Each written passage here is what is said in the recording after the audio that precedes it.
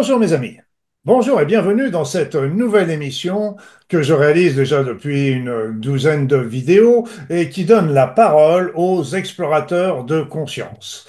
Alors aujourd'hui j'ai le plaisir d'accueillir dans cette émission Hervé Gaïa parce que pour citer sa présentation personnelle, il se définit lui-même comme un acteur conscient de la libération planétaire, un animateur radio et un blogueur spirituel.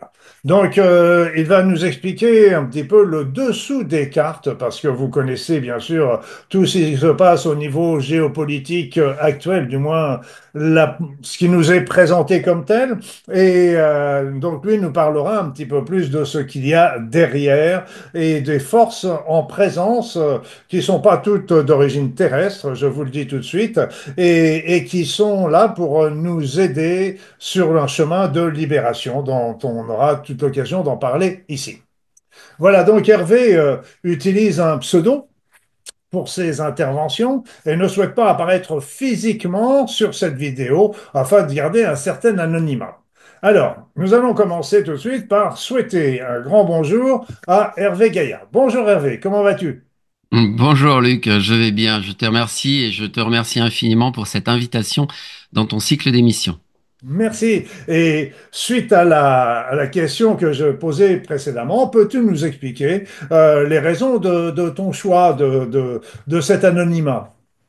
Alors oui, et comme tu l'as signalé, effectivement, c'est un anonymat qui est relatif, hein, c'est un anonymat surtout sur Internet. En fait, c'est une question de sécurité et c'est aussi c'est une question de protection pour moi et pour mes proches. En fait, voilà, on vit la conclusion d'une guerre spirituelle qui a duré très très longtemps. Reviendra là-dessus. Et en temps de guerre, il faut savoir se protéger. Voilà. Et c'est vrai que pour beaucoup de travailleurs de lumière, cette guerre spirituelle dont beaucoup n'ont pas conscience d'ailleurs ou peu conscience, euh, c'est euh, c'est comme un jeu vidéo ou un bon roman de science-fiction. Voilà, pour beaucoup de travailleurs de lumière, un bon roman de science-fiction qu'ils lisent sur Internet. Mais pour ceux qui sont fortement impliqués dans les coulisses, si j'ose dire, ce jeu est quand même assez réel. Le danger est assez réel et certaines situations peut être dangereuses. Voilà, il y a le sujet des attaques, dont on parle beaucoup sur la sphère Internet, et c'est une réalité, des attaques qui peuvent être physiques ou non physiques. Donc ça a vraiment un sens de se protéger dans une certaine mesure. Et c'est pour ça, moi, j'ai fait ce choix-là depuis le début, et je garde cette ligne jusqu'à ce que j'appelle l'événement avec un grand E. Mais voilà, je ne dévoile pas effectivement mon visage sur Internet jusqu'à ce que les forces obscures perdent le contrôle de la planète. Bien, bah écoute, tu nous as déjà mis alléché par rapport aux événements qui se déroulent actuellement à l'insu de la population mondiale pour la plupart. Alors, en préambule, je tiens quand même à préciser une chose, c'est que je suis en résonance avec un certain nombre de points qui vont être évoqués par Hervé aujourd'hui. Mais je ne suis pas forcément d'accord avec tous ces points de vue. Mais je pense qu'il est important de connaître toutes les opinions de tous. Et ça me vraiment quelque chose. Je veux accorder bien sûr la parole aux personnes avec qui je ne suis pas forcément complètement d'accord ou je vois les choses un petit peu différemment par rapport à lui. Et donc, mais c'est toujours intéressant d'entendre justement ce que les autres ont à nous dire parce que ça nous permet de réfléchir. Et donc, ce sera à vous, chers téléspectateurs, de, de faire le point, de prendre un petit peu ce qu'il vous convient. Quoi qu'il en soit, Hervé a l'avantage et on va parler de Cobra, on va parler d'un livre également, et ça a l'avantage de faire une espèce de synthèse de tout ce qui se déroule autour de nous aujourd'hui et depuis bien des millénaires, on va le voir tout à l'heure. Mais parce qu'on entend une foultitude d'informations de différents auteurs, de différents points de vue, de différentes channels, de différents médiums, etc. Et on s'y perd, on s'y perd. Donc avec Hervé, on va essayer de faire une espèce de synthèse pour ça. Et donc, d'ailleurs, je tiens à signaler qu'il y avait un livre très intéressant qui fait d'ailleurs cette synthèse, qui n'est pas d'Hervé, mais qui est de Pierre Wingmakers. Donc, je vous donnerai le lien pour acheter ce livre qui n'est pas en vente sur Internet.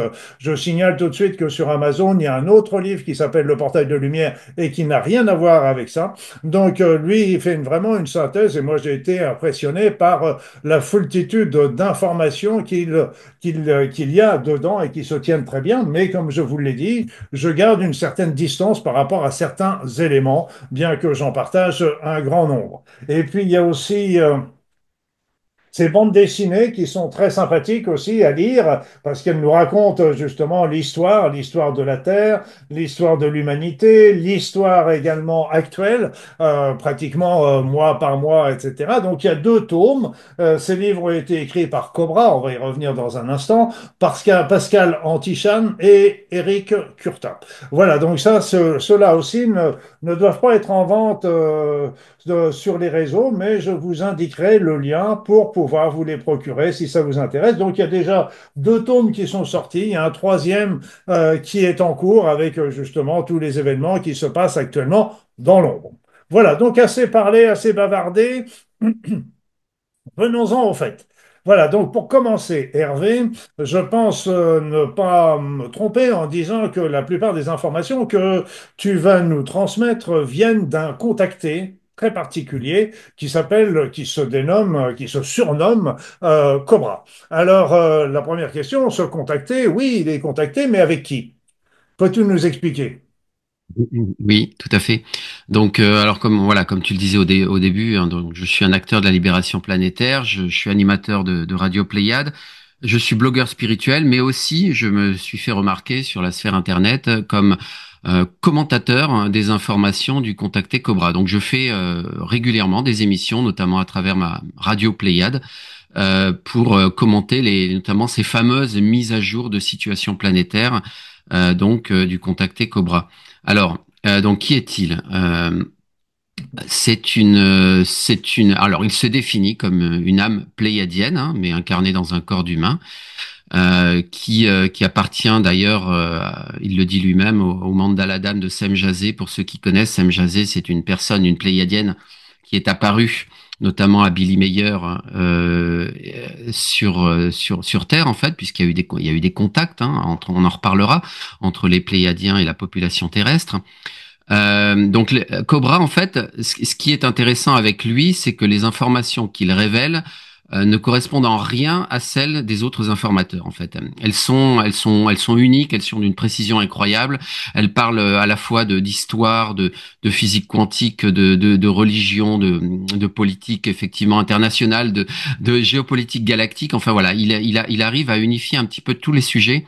Et c'est assez impressionnant de voir comment on peut recouper ces informations avec d'autres informateurs ou avec nos expériences personnelles. Donc voilà. Les informations qu'il révèle en fait sont directes. Ce ne sont pas des canalisations. C'est important de le signaler. Donc ces informations lui sont fournies essentiellement par deux sources qui sont les Pléiadiens et qui sont les membres du mouvement Résistance. On pourra en reparler plus tard. Le mouvement Résistance, ce sont des humains qui vont nous aider justement à libérer cette planète. Alors j'ai bien conscience que je peux dire des choses qui peuvent sembler très farfelues à une grande partie de la population. Pour autant, voilà, je retranscris ces informations de ce contacté Cobra et j'adhère moi-même à une bonne partie de ces informations, mais pas forcément à toutes. En tout cas, je prends plaisir à les commenter. Voilà. Et alors, pourquoi ce pseudonyme un peu bizarre de Cobra qui fait penser évidemment à un reptilien? C'est vrai que ça inquiète. Souvent, c'est l'espèce de porte, c'est la porte à franchir en fait pour pouvoir comprendre toute la valeur qu'il y a derrière. Et il faut comprendre les apports essentiels à la lumière qu'apporte ce personnage. Pour le comprendre, je pense qu'il faut le rencontrer justement dans ses conférences, puisqu'il donne des conférences dans le monde entier. Alors, que veut dire ce nom? Alors, Cobra serait l'acronyme, une espèce d'acronyme construit à partir de deux mots anglais qui sont Compression Breakthrough. Alors, ça veut dire quoi? Ça veut dire la percée par compression. Alors, qu'est-ce que c'est que ce truc, la percée par compression? En fait, c'est une référence aux forces de la résistance, donc ce mouvement résistance dont je parlais, qui est basé en partie sous terre et qui pousse vers le haut pour la libération de la surface de la planète, tandis que ce qu'on appelle plus communément les galactiques, en tout cas les galactiques bienveillants, les forces de la lumière, viennent du haut et poussent vers la surface de la Terre en partant du haut. Donc on a deux mouvements. Donc un mouvement du bas vers la surface, un mouvement du haut vers la surface, de deux forces, deux factions globalement positives qui vont créer une percée par compression de la lumière à la surface de la planète pour libérer la surface de la planète, puisque c'est pas toute la planète qui doit être libérée, mais la surface.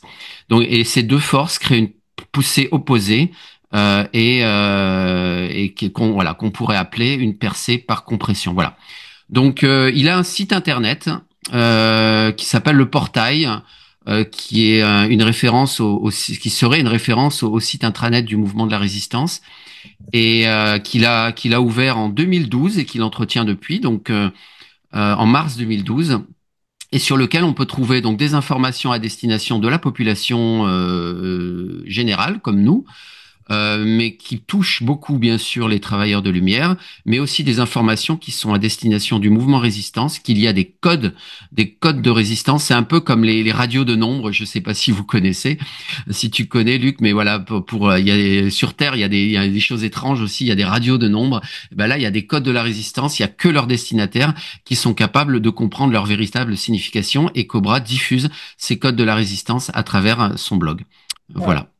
Eh oui, bah d'ailleurs, il y a une radio en Russie qui émet des choses assez particulières depuis l'époque de l'Union soviétique, la Deuxième Guerre mondiale. Ça nous rajeunit pas. Et donc, il envoie des mots, des successions de mots. On ne sait pas d'où ça vient, on sait pas. Et là, actuellement, chose étonnante, il a envoyé 4 fois un message en une journée avec des mots, etc.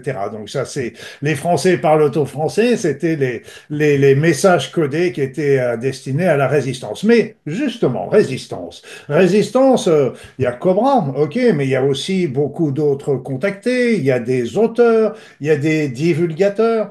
Et là, je reste toujours un peu stoïque en me disant, ok, toutes ces personnes font un travail très intéressant, mais si véritablement ils dérangent l'ombre, je dirais que les forces de l'ombre et même simplement les agences secrètes des différents gouvernements, eh bien, sont capables de pouvoir les tuer avec une facilité déconcertante, sans même que nous nous en apercevions, apercevions que c'est un attentat. Et donc, pourquoi restent-ils vivants, toutes ces personnes qui racontent ces histoires? Est-ce qu'ils sont pas justement au service de l'ombre sans le savoir? Voilà, c'est une question qui me semble importante pour commencer. Ils sont toujours vivants, donc on peut dire ils sont bien protégés, mais aussi d'un autre côté, ils pourraient être éliminés très facilement par les agences secrètes, et pourtant ils sont toujours là à nous expliquer plein de choses.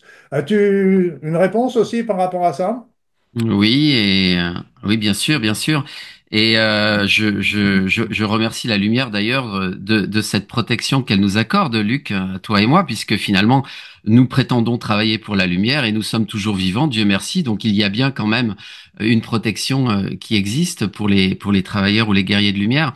Alors à propos de Cobra en particulier, donc son identité doit être protégée pour des raisons de sécurité et parce que des gens qui lui sont chers, ils ont été sévèrement torturés. Et quand je parle de torture, je parle de torture physique. Sa compagne, qui s'appelle Isis Astara, enfin qui s'appelait, et donc c'est une information publique, hein, elle a été tuée par une arme à énergie dirigée.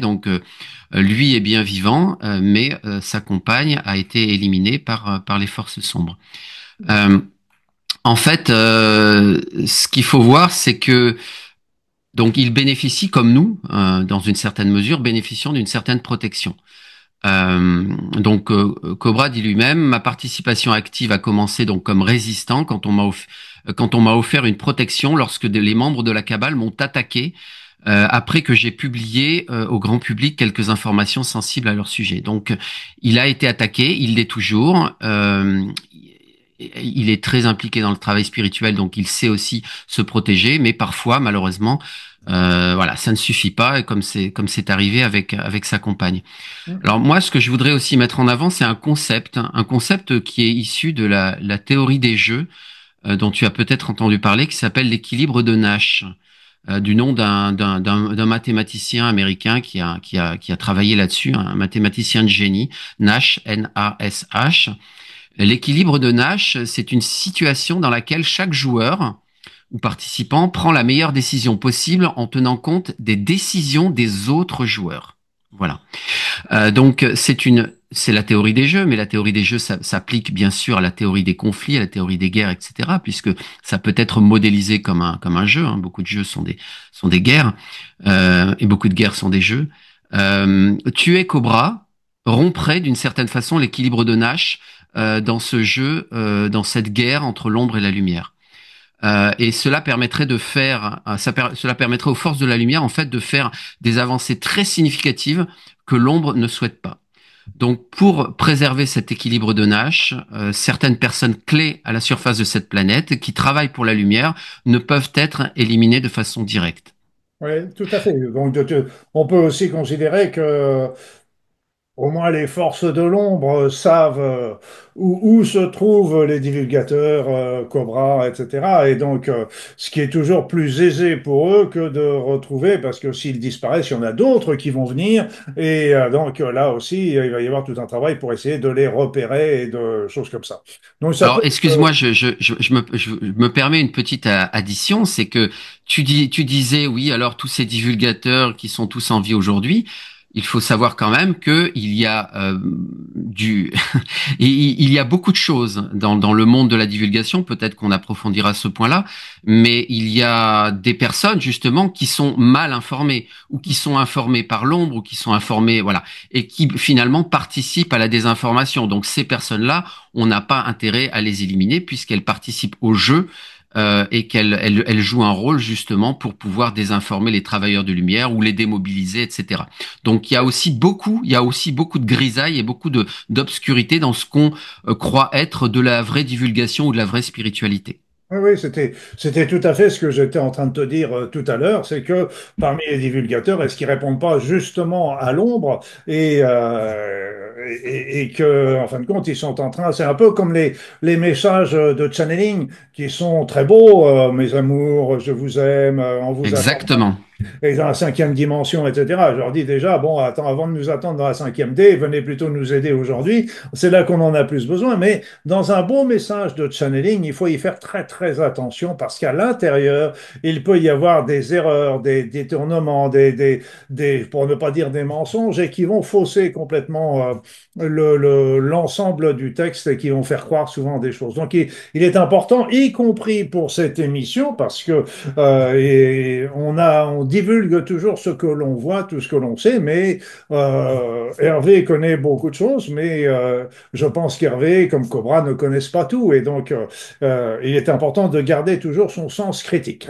Alors, Hervé, j'ose pas te poser la question parce que je sais que c'est la boîte de Pandore avec tellement de choses à raconter, mais je te demande d'être synthétique parce qu'on a encore beaucoup, beaucoup de choses à raconter au cours de cette vidéo. Je voudrais que tu nous expliques, du point de vue de Cobra, de ton point de vue, quelle est l'histoire de l'humanité, la vraie histoire de l'humanité, pas celle qu'on nous raconte dans les livres d'histoire, etc.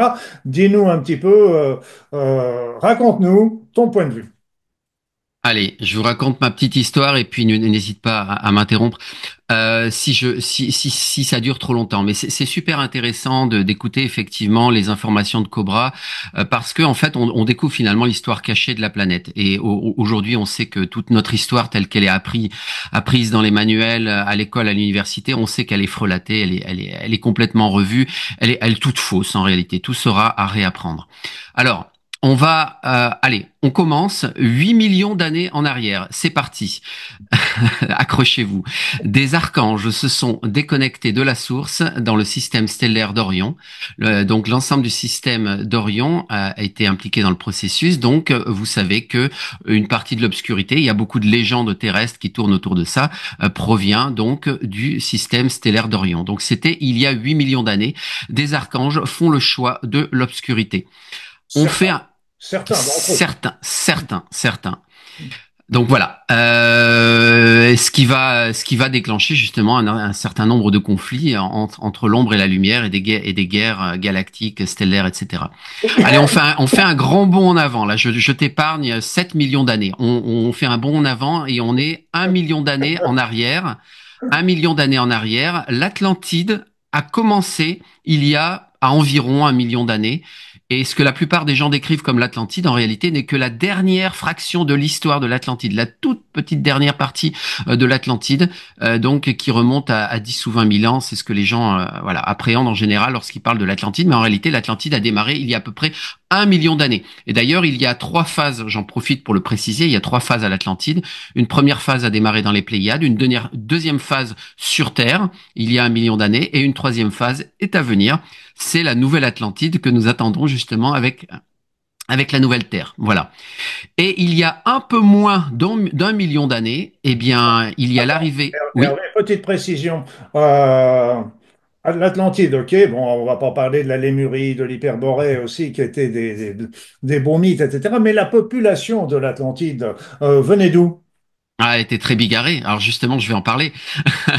Alors, Excuse-moi de t'avoir interrompu. non, non, mais il y a pas de souci. Alors, juste, voilà, pour respecter l'ordre chronologique, je te réponds juste après. Donc, il y a un peu moins donc d'1 million d'années, donc environ 900 000 ans. Qu'est-ce qu'il se passe? Arrivée des forces obscures dans le système solaire, donc qui rentrent, donc qui viennent de la constellation d'Orion. Et en réalité, il y a une partie, donc les Rigéliens, Rigel, hein, c'était le cœur en fait, c'était le bastion des forces sombres pendant longtemps, l'étoile de Rigel. Donc il y avait des forces sombres qui venaient de la galaxie d'Andromède également. Voilà. Donc il y a environ 900 000 ans en arrière, les premiers archontes, alors je pense que ton public est familier avec ce terme-là, sont arrivés ici. Et ils sont entrés dans le système solaire et ils ont posé leur première base sur les lunes de Saturne, d'où tous les mythes de Saturne qui tournent autour de Saturne.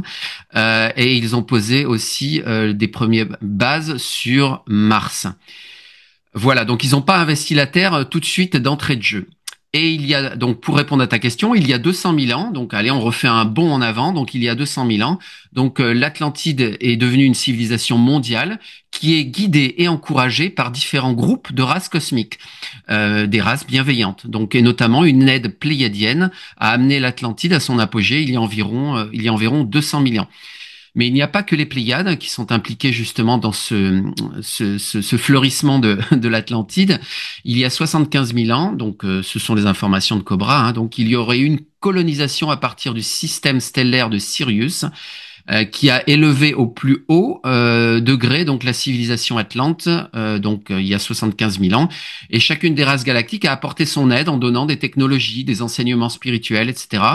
Et chaque race a créé son propre réseau sur Terre aussi, donc des villes de surface, mais aussi des villes souterraines, des tunnels, les pyramides, des technologies de stabilisation des plaques tectoniques, puisqu'il y a besoin de le faire pour éviter les grands cataclysmes de façon régulière à cause de la pulsation galactique, etc., etc.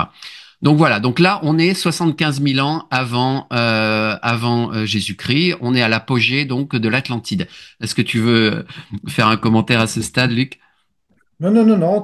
Le seul commentaire que tu pourras essayer de faire, c'est les liens qu'il peut y avoir avec les autres civilisations mythiques, comme je t'ai évoqué, la Lémurie, l'Hyperborée. Quels sont les liens entre l'Atlantide, la Lémurie, parce que la Lémurie, l'Hyperborée, certains prétendent qu'ils étaient même là avant l'Atlantide. Ah oui, c'est tout à fait le cas. Effectivement, Lémurie avant l'Atlantide, Hyperborée avant la Lémurie, et c'était des phases en fait de l'histoire de la Terre où la Terre n'était pas encore complètement justement, enfin dans les plans de plus forte densité, notamment dans les plans matériels.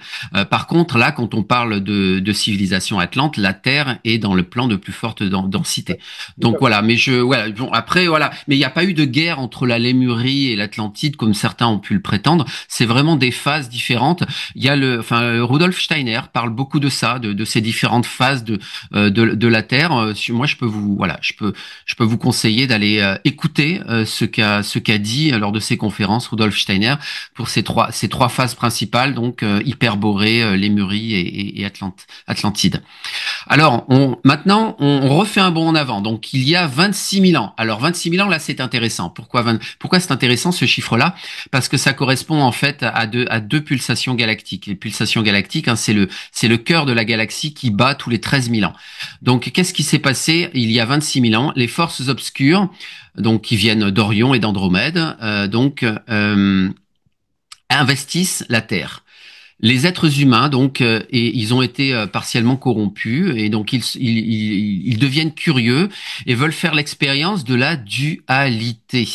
Ils ont signé des contrats sombres, dans lesquels ils se sont portés volontaires pour être implantés. Voilà, on pourra reparler des implants. Et oui, ils veulent des implants. Comme aujourd'hui, certaines personnes pourraient en vouloir justement pour rentrer plus facilement en boîte de nuit ou pour avoir des super pouvoirs ou être transhumanisés. Voilà. Donc cette expérience a déjà été faite sur la Terre, figurez-vous. Donc ils ont invité les forces obscures, donc ça s'est fait avec la participation de l'humanité, ils ont invité les forces obscures à venir sur la Terre en échange de plus de pouvoir et de richesses matérielles. Bon, inutile de vous dire que c'était un... Voilà, ils se sont bien fait avoir, évidemment.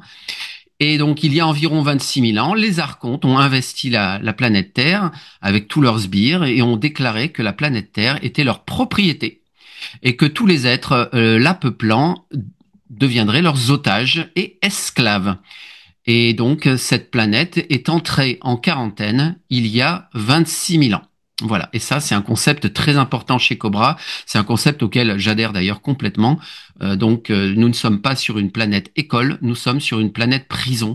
Et ce concept de quarantaine perdure depuis 26 000 ans, suite à l'invasion Archonte, donc il y a 26 000 ans, qui a été invité, les archontes qui ont été invités par des humains. Voilà.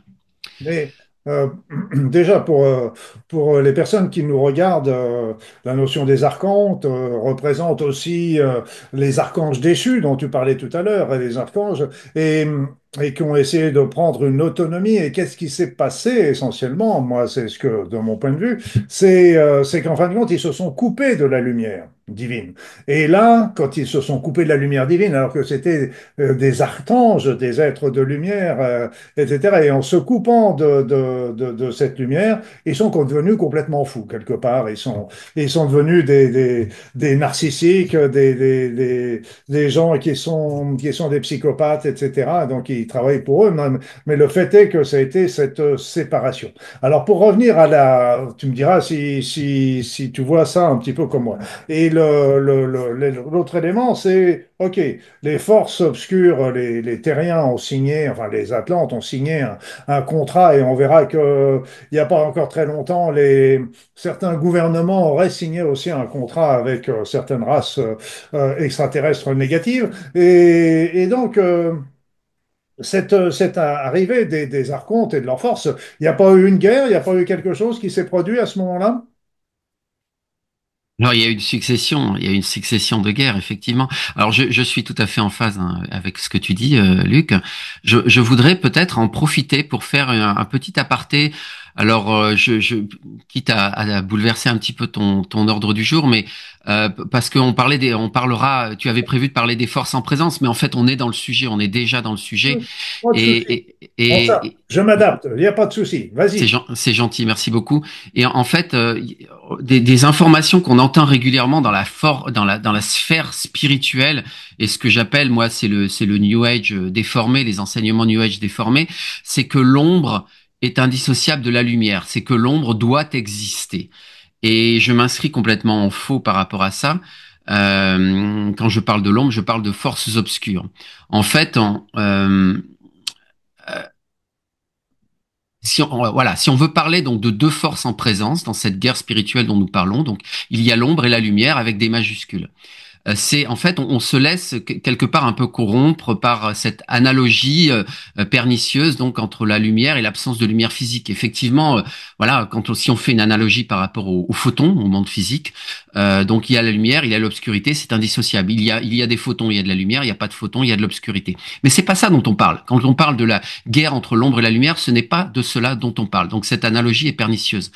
Ce que nous appelons l'ombre n'est pas l'absence de lumière physique, c'est la subversion des règles de l'univers et c'est la subversion des règles de la source. Et on pourra reparler plus tard justement du codex galactique. C'est une violation du codex et en fait, en réalité, ce qu'il faut comprendre, c'est que c'est le résultat d'une certaine contingence. Et c'est ce concept que je voulais introduire, qui n'est pas très connu dans la sphère spirituelle, qui fait que beaucoup s'égarent et disent que l'ombre est nécessaire et donnent implicitement leur consentement à l'existence de l'ombre. Qu'est-ce que la contingence?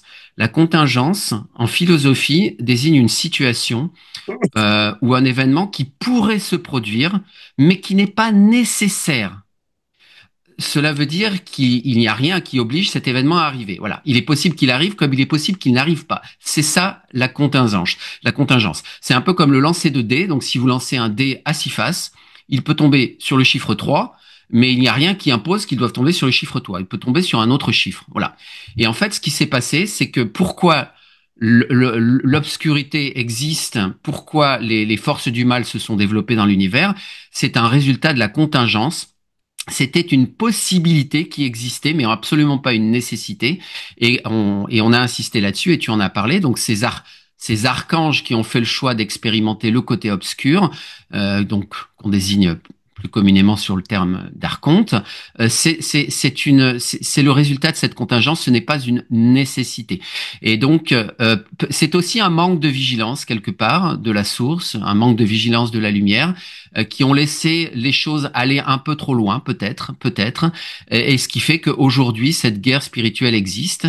Mais il n'est absolument pas nécessaire d'avoir de la souffrance, du malheur dans cet univers, et c'est d'ailleurs ce à quoi nous allons mettre fin avec la libération de cette planète. Donc voilà l'aparté que je voulais faire. Oui, parce que ce qu'il faut, c'est être bien clair aussi là-dessus, parce que il y a deux notions de l'ombre, à mon sens. Il y a l'ombre, un peu comme on pourrait dire, pendant la Deuxième Guerre mondiale, les forces nazies étaient les forces de l'ombre. Donc, OK, ça c'est un peu ce qu'on est en train de parler des forces positives qui combattent les forces, disons, plutôt négatives, histoire de simplifier un peu le débat. Puis après, il y a l'autre élément qui est la notion qui est souvent avancée, le bien et le mal, mais moi je ne suis pas pour cette notion-là, je suis plutôt pour le bon et le mauvais. On a tous une part sombre et une part de lumière, mais c'est ça, c'est sur un plan plus spirituel. C'est là quand on parle de tout ce qui se passe avec les archontes, avec tout ça, ça se place plus, disons, plus dans la matérialité. Donc c'est pour ça que il y a cet amalgame qui est fait entre les forces de l'ombre, on pourrait dire les forces nazies qui ont attaqué l'Europe étaient des forces de l'ombre, on pourrait le dire ça aussi, mais c'était des forces négatives qui essayaient de dominer. Donc il faut faire la distinction, il y a cet amalgame, et dont tu as raison de parler, qui fait que on mélange un peu ce qui se passe sur le plan, je dirais, galactique et terrestre, etc., et ce qui se place sur le plan spirituel, qui sont deux choses différentes, bien qu'elles sont reliées, on est bien d'accord. Et comme tu le dis très justement, avant que les archontes n'interviennent, je dirais quelque part, l'univers était harmonie. C'était que dans l'harmonie, c'était un monde d'harmonie qui était créé par le divin, nourri par les énergies divines d'amour, etc. Donc c'était un monde d'harmonie et c'est cette ombre qui est apparue, mais tu dis, il y a peut-être eu une erreur du divin ou un laisser-faire, ou moi je suis plutôt partisan de l'idée que le divin était tout à fait bien au courant de ce qui est se passer ou ce qui allait se passer, etc. Et que s'il a laissé faire, c'est parce que quelque part, nous avons besoin de le vivre pour comprendre un certain nombre de choses. C'est mon point de vue. Ça n'engage que moi. Oui, alors ça pose une question aussi. Dans les dogmes religieux, on parle de d'omnipotence et d'omniscience du divin. Mais ça mérite sérieusement d'être rediscuté. En tout cas, ce qui est sûr, c'est que il n'était pas prévu que l'obscurité aille si loin. Et voilà. Mais bon, c'est vrai qu'on rentre dans un débat philosophique et difficile. Allez, on va reprendre le fil de notre chronologie. On Merci. pourra refaire une autre émission éventuellement pour approfondir cette question de la contingence et du bien et du mal ou du bon et du bien. Alors, donc voilà, donc il y a 25 000 ans, les forces obscures, notamment de la galaxie d'Andromède, ont créé un groupe particulier qui est très peu connu, qui s'appelle le groupe Chimère, qui ont investi la Terre dans des corps humanoïdes et qui ont participé à cette mise en quarantaine de la planète. Mais la particularité de ce groupe Chimère, dont on entend peu parler, c'est que eux, c'est des techniciens, donc ils maîtrisent les technologies et justement la technologie de la quarantaine, ils l'ont apportée à son paroxysme. J'ai pas envie de dire à sa perfection, mais à son paroxysme. Ils ont construit une barrière électromagnétique scalaire autour de la Terre, le voile. Et je sais de ce dont je parle puisque personnellement, j'ai découvert que j'étais un testeur de voile. Je teste l'existence et la solidité du voile à travers mes rêves conscients. Et donc, ce voile empêche tout contact positif avec les extraterrestres, isolant ainsi l'humanité et garantissant ainsi la quarantaine. Donc voilà. Donc le groupe Chimère, alors qui n'existe plus aujourd'hui, hein, je le précise, puisqu'on arrive dans la fin de cette guerre, mais en tout cas, ils ont joué un rôle fondamental pour cet isolement et cette mise en quarantaine. Oui, pardon, Luc. Non, non, non, non, c'était simplement une petite précision qui m'intéresse, c'est de savoir cet isolement intéresse uniquement la planète Terre ou est-ce que ça intéresse tout le système solaire? Alors, les forces sombres ont investi tout le système solaire, enfin, ou une partie, enfin, ça dépendait des périodes, enfin, j'ai envie de dire galactiques, mais les forces sombres étaient présentes aussi sur d'autres systèmes stellaires. Donc, j'ai parlé de Rigel, qui était un des bastions traditionnels des forces obscures, mais bon, il y en a eu d'autres dans l'univers, et c'est pour ça qu'il y a eu des guerres galactiques pendant des millions d'années, parce que justement, la lumière s'était forcée de réduire petit à petit le territoire de l'ombre, pour en arriver à la situation où nous sommes aujourd'hui. Et nous considérons, donc à l'instar du contacté Cobra, que la planète Terre est aujourd'hui, allez, soyons prudents, serait aujourd'hui le dernier bastion des forces obscures dans notre univers. Ce qui met effectivement une pression toute particulière sur les travailleurs de lumière, puisque nous avons un enjeu considérable avec la libération de cette planète. Parce que cela veut dire quoi? Ça veut dire concrètement, si on adhère à ce que dit Cobra, concrètement, ça veut dire qu'avec la libération de la surface de la planète Terre, c'en est la fin des forces obscures dans cet univers. Donc c'est pas rien, c'est pas rien. Oui, parce que on considère, il y avait un texte que j'avais lu, là encore, on reçoit plein d'informations, mais qui était dit que si quelquefois les forces négatives sur cette terre gagnaient, eh bien à ce moment-là, ils allaient développer une société qui était présentée un peu comme une société qui était proche de la pensée nazie, etc. Et que cette pensée allait risquer de se disperser également dans l'ensemble de la galaxie, créant des émules et continuant d'envahir. C'est plus pas forcément un envahissement militaire, mais un envahissement par un modèle qui serait donné par ces forces obscures.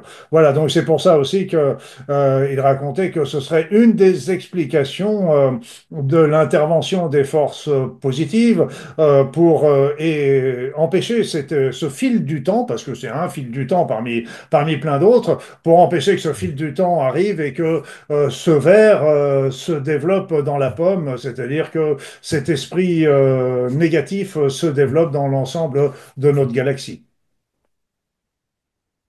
Alors, maintenant, on fait un bond en avant. Allez, je continue. Et on reparlera un petit peu des nazis à la fin de ma chronologie, si on y arrive, je ne sais pas. Mais puisque tu les as cités deux fois déjà, donc il y a 15 000 ans maintenant, il y a 15 000 ans, une faction donc venue d'Orion toujours s'infiltre dans les réseaux de l'Atlantide.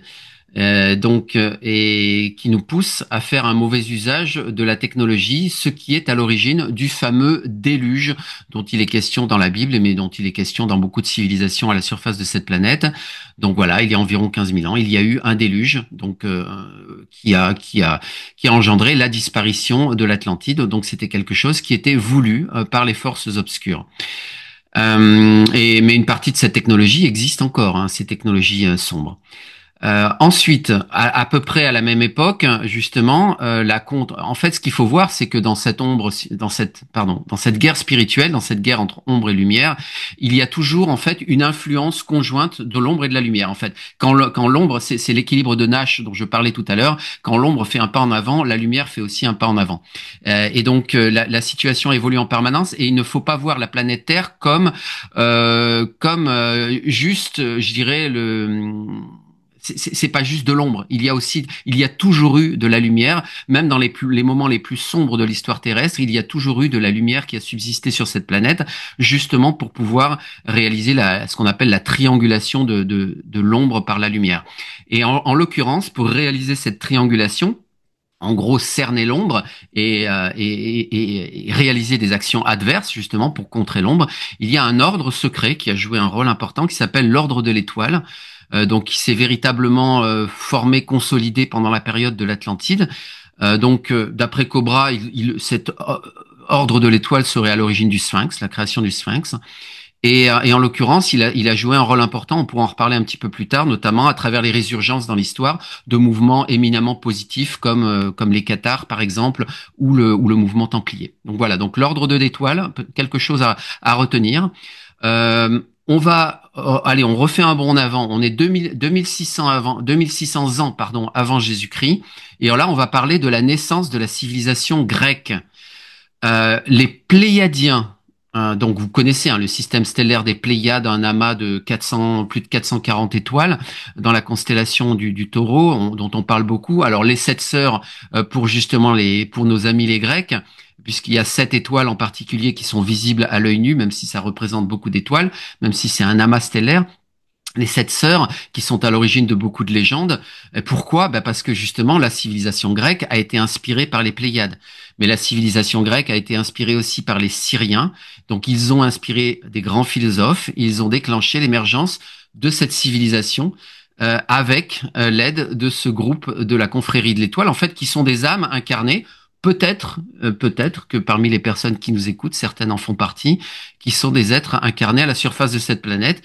Et vous n'avez pas forcément une conscience aiguë de votre appartenance à cet ordre, puisque les instructions ou les informations peuvent circuler beaucoup par télépathie ou par intuition, en tout cas par ces plans qui ne sont pas contrôlés par les forces obscures. Puisque les forces obscures, pour rappel, un petit rappel, les forces obscures ne sont pas présentes que dans la matière, elles sont présentes aussi dans le plan plasmique, le plan éthérique, le plan astral et le plan mental inférieur. Par contre, elles n'ont plus prise en fait sur le corps causal, enfin le corps mental supérieur, sur le plan bouddhique, le plan atmique, etc., les plans supérieurs.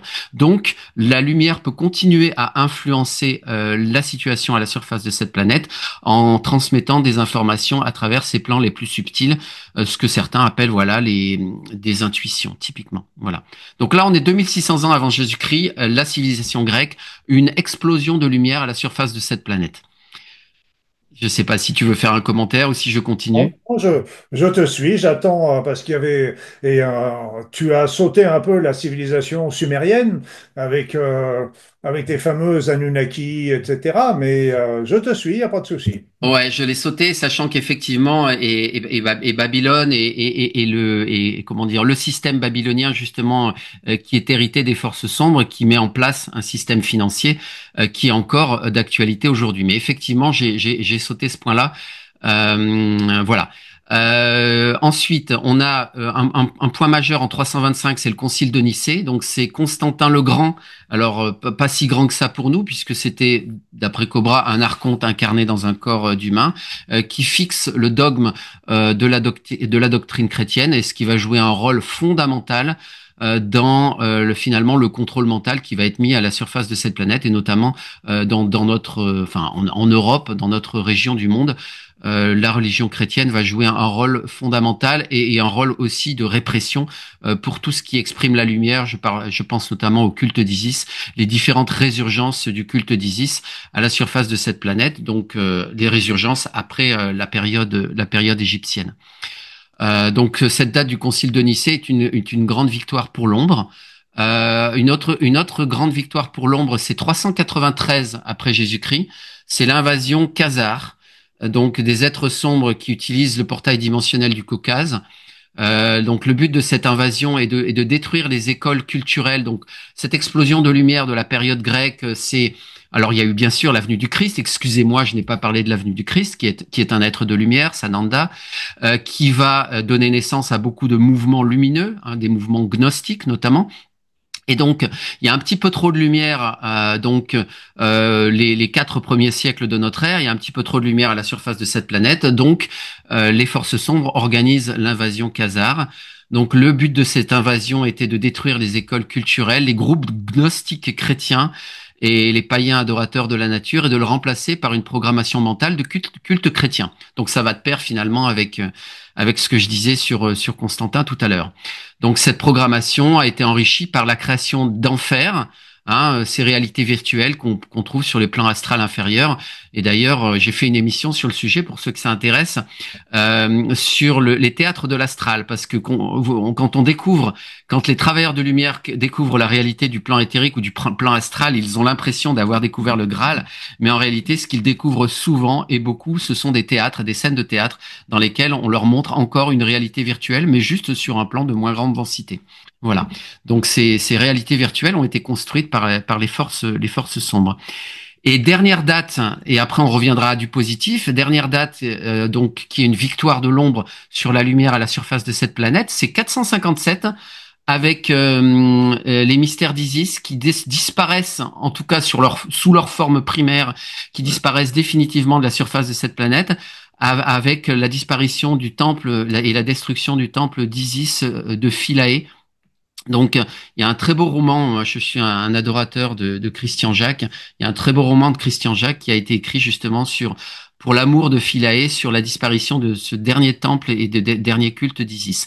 Mais ces cultes d'Isis vont réapparaître plus tard en Europe, un petit peu plus tard, sous une forme un peu différente, justement, pour réinjecter un petit peu de lumière là où il y en a besoin.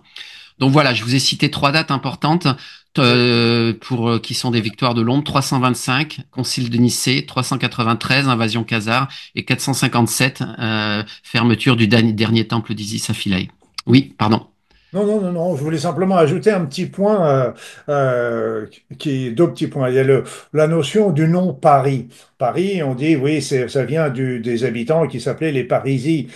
C'est vrai, mais l'étymologie aussi veut dire Père Isis, c'est-à-dire l'enclos d'Isis, le temple d'Isis Absolument. qui était pas tout à fait sur la cathédrale actuelle, mais un tout petit peu décalé, toujours sur cette île.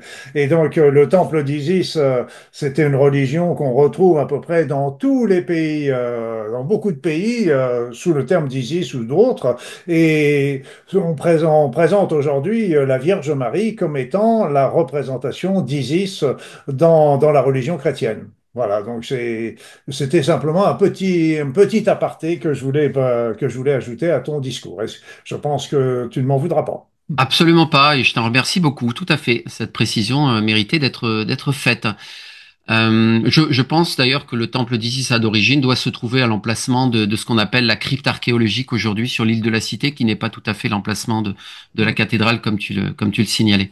Il y a eu une Alors, première cathédrale qui a été détruite et on a reconstruit une deuxième. Alors je pense que la première cathédrale qui est un peu décalée, peut-être au niveau des ruines qu'on peut visiter, ou un petit peu plus décalée d'après ce que j'ai pu rechercher. Mais enfin, c'était tout proche de la cathédrale actuelle, hein, de toute façon.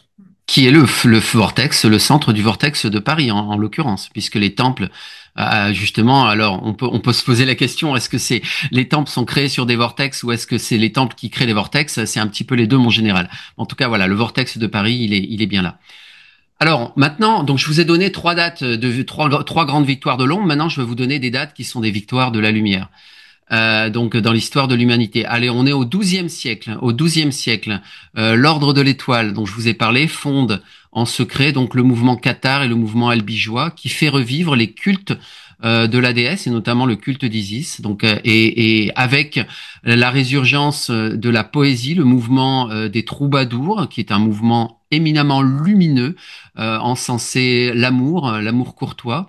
Donc ça fait revivre également en partie les cultes du christianisme gnostique, des temps donc qui précédaient les destructions donc de Constantin. Donc ça, c'est une grande victoire de la lumière, le retour de la lumière sur le territoire français à travers le mouvement cathare et albigeois.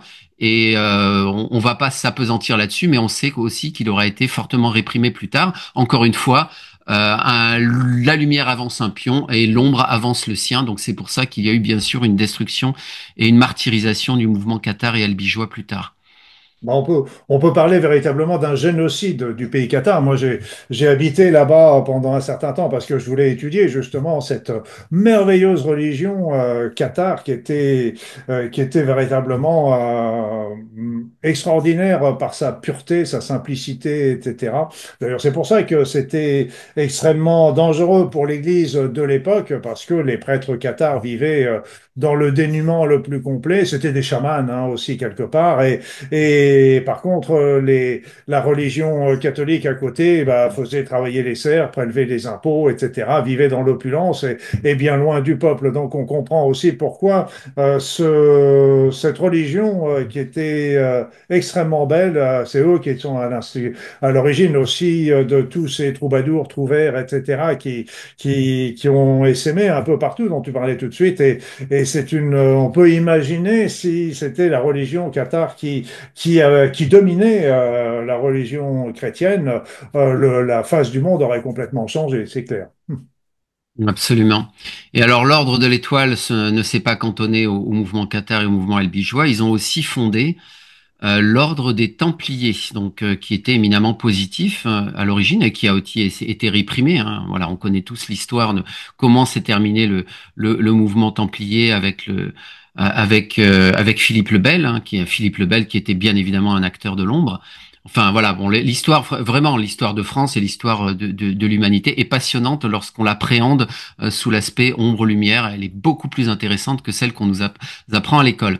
Alors l'ordre des Templiers, donc, il est basé sur quoi? Il est basé sur la découverte, la redécouverte de textes ésotériques d'Isis dans la crypte, donc sous le temple de Salomon. Et donc, les informations de ces parchemins qui ont été retrouvés ont permis la renaissance des cultes donc de l'Égypte ancienne, des cultes d'Isis.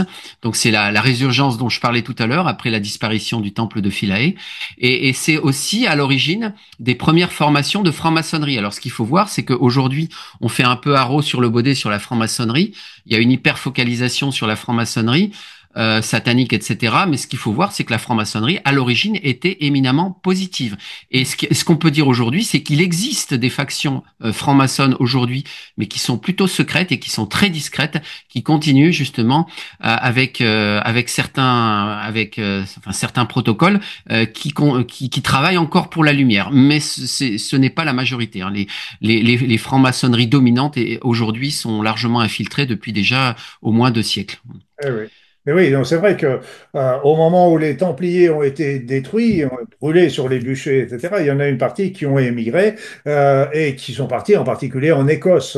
C'était là aussi où, le, où ça a commencé, où véritablement les Templiers ont pris naissance. Et on raconte, je ne sais pas ce que tu en penses, que les Templiers ont retrouvé des écrits par rapport à Isis, etc., mais on raconte aussi que quand ils ont habité auprès du temple de Salomon, ils auraient aussi découvert l'Arche d'Alliance.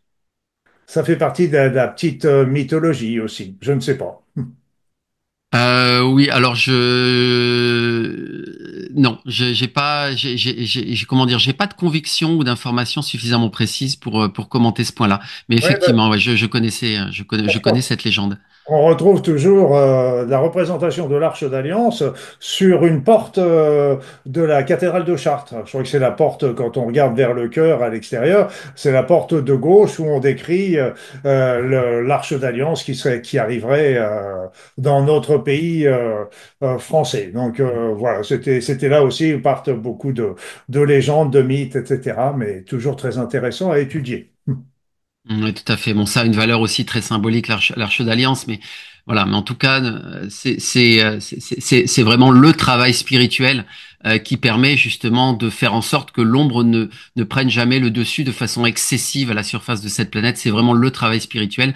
Alors, je parlais de l'ordre de l'Étoile, mais d'une façon générale, de toutes les personnes qui se sont investies pour la lumière, qui a permis de faire en sorte que la lumière continue de briller un tant soit peu sur cette planète. Alors, une autre grande victoire de la lumière, une autre grande date dont on n'a pas forcément conscience, c'est la fin du XVe siècle à Florence. Qu'est-ce qui se passe à Florence hein, vers 1450?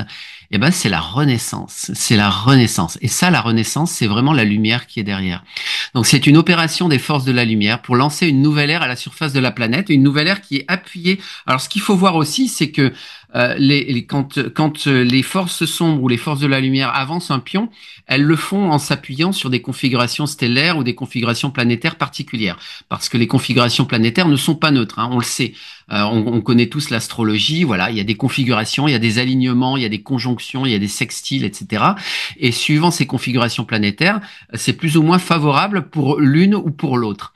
Et en l'occurrence, la fin donc du XVe siècle est un moment particulièrement favorable sur le plan planétaire, et c'est pour ça que les forces de la lumière ont lancé la Renaissance à cette période-là. Et elles l'ont lancé donc à partir de Florence, qui était, je dirais, l'endroit le plus favorable pour le faire, du fait de ces âmes, notamment de l'ordre de l'Étoile, qui étaient incarnées en partie, enfin en grande partie, en Italie à l'époque. Donc, donc c'est initié il y a 500 ans, et c'est un groupe occulte qui guide les noblesses blanches, notamment dans Florence. Et on sait qu'après cette impulsion de la Renaissance va se déplacer vers Venise, et Venise va jouer aussi un rôle très important.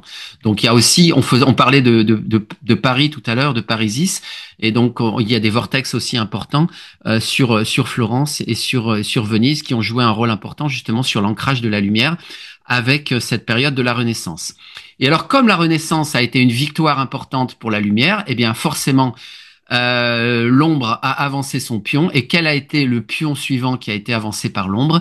C'est une famille de noblesse noire, cette fois-ci, qu'on appelle la famille Farnèse, qui crée le mouvement jésuite. Et oui, le mouvement jésuite se présente comme un mouvement éminemment spirituel et travaillant pour la lumière, mais il n'en est rien.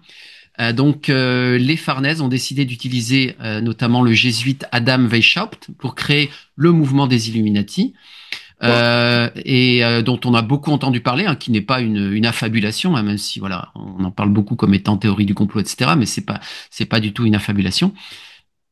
Et donc ce mouvement jésuite va jouer un rôle très important justement pour limiter, je dirais, cette lumière qui est propagée par le mouvement de la Renaissance. Et le mouvement jésuite va jouer aussi un très grand rôle pour limiter le déploiement de la lumière à travers les sociétés secrètes, notamment les sociétés franc-maçonnes de l'époque. Et les jésuites vont infiltrer petit à petit les sociétés secrètes. Les jésuites ont été chassés de France. Sous Louis XV en fait, sous l'impulsion de il y avait un autre acteur important pour la lumière que tu connais bien évidemment, Luc, qui est le comte de Saint-Germain, donc qui a vécu, c'est un personnage très mystérieux, mais qui a véritablement vécu au XVIIIe siècle, et qui a joué un rôle très important, qui a influencé les familles royales françaises, et qui lui a développé justement des cultes secrets, notamment à travers les loges féminines. Donc il a relancé le culte de la déesse, le culte d'Isis d'une certaine façon. Il a permis, je dirais, d'ancrer la lumière de façon aussi importante sur Paris et sur Versailles, avec le temple de l'amour en 1775, et il a guidé aussi les États-Unis vers l'indépendance, ce qui est un point fondamental à l'origine, ce qui était une avancée fondamentale pour la lumière, même si pareil l'ombre a repris par la suite le contrôle des États-Unis, mais à l'origine la création des États-Unis était aussi une des actions de la lumière. Alors j'ai parlé du comte de Saint-Germain parce que il y a une espèce de dualité entre le comte de Saint-Germain et les jésuites, parce que là où le comte de Saint-Germain justement développe des loges pour développer les cultes donc de la déesse, pour ancrer la lumière, eh bien les jésuites, eux, à l'inverse, retournent les situations, et notamment dans les loges après infiltration. Donc là, c'est encore une fois, on est dans un jeu très subtil d'influence conjointe entre l'ombre et la lumière à travers tout le jeu des sociétés secrètes de ces périodes-là, de ces siècles-là.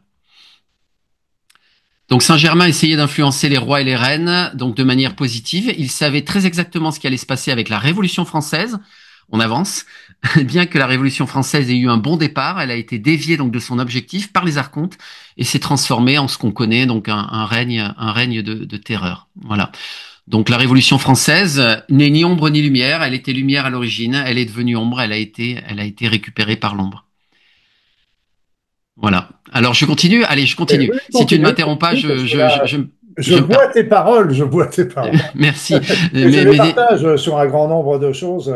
Et quand on voit toutes ces révolutions, la révolution américaine, la révolution française, et qu'on voit encore des mouvements qu'on retrouve dans notre pays, pareil encore, je ne citerai pas de nom, mais vous me comprendrez facilement, des mouvements qui ont été très populaires au départ, qui étaient magnifiques et qui touchaient toute la population. Il y avait un grand élan et qui ont été récupérés et transformés. Et négativisé. Et donc c'est vraiment, on sent toujours ces tensions qu'il y a entre les deux. C'est vrai que moi perso, c'est vrai que j'ai entendu beaucoup de choses sur les jésuites dont tu parles et et j'ai toujours beaucoup de mal avec ça parce que par contre je pense que tu as raison mais ça n'empêche que ça me gêne toujours parce que bah je suis d'origine catholique.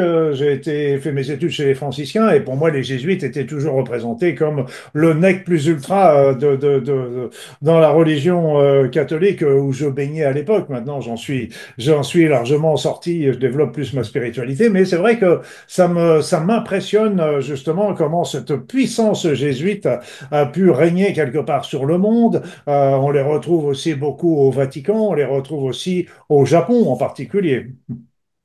alors justement, une mention particulière par rapport à ça, c'est bien que tu parles de ça. Il y a de très bons jésuites, entendons-nous bien, comme il y a de très bons francs-maçons. Hein. Il y a de très belles personnes, de magnifiques personnes dans la franc-maçonnerie infiltrée, mais ils n'ont pas conscience de qui se trouve au sommet de la hiérarchie. Donc c'est une fraction finalement de la franc-maçonnerie qui est satanique et qui voilà et qui infiltre et qui oriente et qui dirige. Et malheureusement, il y a beaucoup de gens qui se laissent tromper, beaucoup de francs-maçons eux-mêmes, qui sont de très belles personnes, qui se laissent tromper par ça. Et comme il y a de très bons jésuites, et il y a de très belles personnes chez les jésuites, qui donnent justement cette apparence de bon et de bien, et derrière, il y a une petite fraction jésuite qui, elle, justement, domine, influence, et fait en sorte que les grandes orientations soient prises au profit de l'ombre. Donc voilà, il faut relativiser. Hein. Il y a toujours une intrication très forte entre l'ombre et la lumière partout dans toutes les sociétés, dans Tout à toutes les fait, tout à sociétés fait. secrètes et dans toutes les civilisations. Moi, j'ai beaucoup d'amis qui sont dans la franc-maçonnerie et qui œuvrent d'une manière et qui pensent œuvrer d'une manière très positive pour l'évolution de notre société. Et ils sont très. Mais bon, après, c'est comme pour chez les jésuites, il y a beaucoup d'êtres qui sont merveilleux, mais tu disais qui étaient à côté, mais moi je pense que malheureusement, c'est surtout ceux qui sont au sommet qui ont un peu dérivé par rapport et qui vivent sur d'autres points de vue et on retrouve ça même malheureusement dans le monde politique pareil. C'est des gens qui devraient travailler pour la population, mais on voit qu'ils ne travaillent pas franchement pour la population. Il y a ils ont d'autres visées qui sont derrière et qui ne sont pas les nôtres. Et donc c'est un peu pareil. Il y a plein de bonnes âmes, plein de belles intentions, qui travaillent dans différents associations, on va dire comme ça, mais ils ne sont pas au courant de tout ce qui se trame au niveau du sommet. Et c'est là que c'est dangereux. Voilà, tout à fait. Alors, voilà, j'ai encore quelques petites touches à vous donner sur la chronologie et puis on pourra passer à autre chose. Donc, bon, je suis passé très vite sur la Révolution française. Je donne juste quelques noms très rapidement pour les personnes qui souhaitent approfondir. Donc, vous avez beaucoup d'informations, voilà, sur mon site hein, qui est révolutionvibratoire.fr et vous aurez aussi beaucoup d'informations à travers les émissions que j'anime. Donc, ce que j'appelle j'en ai pas vraiment parlé, mais une radio eschatologique et collaborative qui s'appelle Radio Pléiade que j'anime en fait sur salon vocal sur Telegram. Donc j'ouvre un salon vocal de façon enfin les mardis en général, mais pas systématiquement et pas toutes les semaines. Et je traite beaucoup de ces sujets-là en fait. Voilà. Donc si vous Oui, voulez approfondir ces différentes questions, je vous invite à aller découvrir donc mon canal principal qui s'appelle Victoria Luminis, qui s'appelle La Victoire de la Lumière, donc sur Telegram, et sur lesquels je fais la promotion notamment. Donc j'annonce ces émissions que je mène pour parler de tous ces sujets-là. Donc voilà. Donc juste pour la oui. Révolution française, Je, je voudrais préciser pour ceux qui nous écoutent que tous ces liens sont dans la présentation sous la vidéo, hein. Donc ne vous inquiétez pas, vous pouvez facilement les retrouver. C'est pas toujours facile de les noter en même temps qu'Hervé les sites, mais vous les retrouvez tous indiqués dans la présentation sous la vidéo. Ne vous inquiétez pas. Et merci beaucoup pour ça, Luc. Et donc voilà, donc et juste pour terminer sur la Révolution française, donc trois noms importants. Donc j'ai parlé du comte de Saint-Germain. Marie-Antoinette a joué un rôle très important. Elle a été en lien justement avec les prêtresses de l'Agartha à travers cette fameuse grotte pardon, le nom m'échappe maintenant, à côté du Temple de l'Amour, donc du Trianon, donc cette fameuse grotte du Trianon. Donc vous savez que le petit Trianon a été un lieu finalement, il y a il y a une porte dimensionnelle que je vous invite à aller découvrir au Petit Trianon. Allez, je garde le mystère. Vous trouverez l'information sur Révolution Vibratoire si vous la cherchez ou sur mes émissions. Mais il existe une pièce dans laquelle malheureusement on ne peut pas rentrer, mais qui est fermée par enfin partiellement fermée par un morceau de plexiglas, qui est une porte dimensionnelle au Petit Trianon. Donc Marie-Antoinette a joué un rôle très important, ainsi que la princesse de Lamballe. Donc je vous invite à découvrir ce personnage fascinant qui a vécu malheureusement une fin dramatique avec la Révolution. Donc Marie-Antoinette, la princesse de Lamballe, et Cagliostro aussi, qui a joué un rôle important pour justement donc le culte, notamment les cultes pour la lumière à travers les sociétés secrètes. Voilà, j'en resterai là sur la Révolution française, mais cette Révolution française est passionnante quand on la découvre aussi par l'envers du décor. Alors, je vais faire un bond en avant. Je vais faire un bond en avant et je vais vous surprendre. Je vais vous surprendre parce que je vais vous parler de 1820, 1830. Et qu'est-ce qui se passe à cette période-là? Eh bien, les Pléiadiens, encore eux, hein, ils ont beaucoup influencé positivement l'histoire terrestre.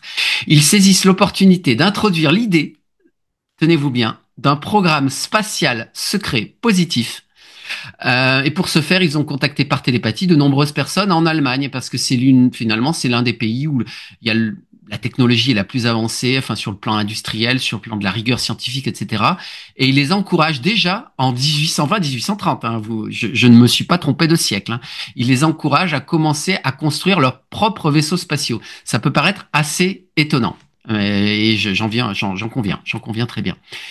Et et alors, on va revenir sur les programmes spatiaux secrets d'ailleurs rapidement, enfin le temps qu'on pourra.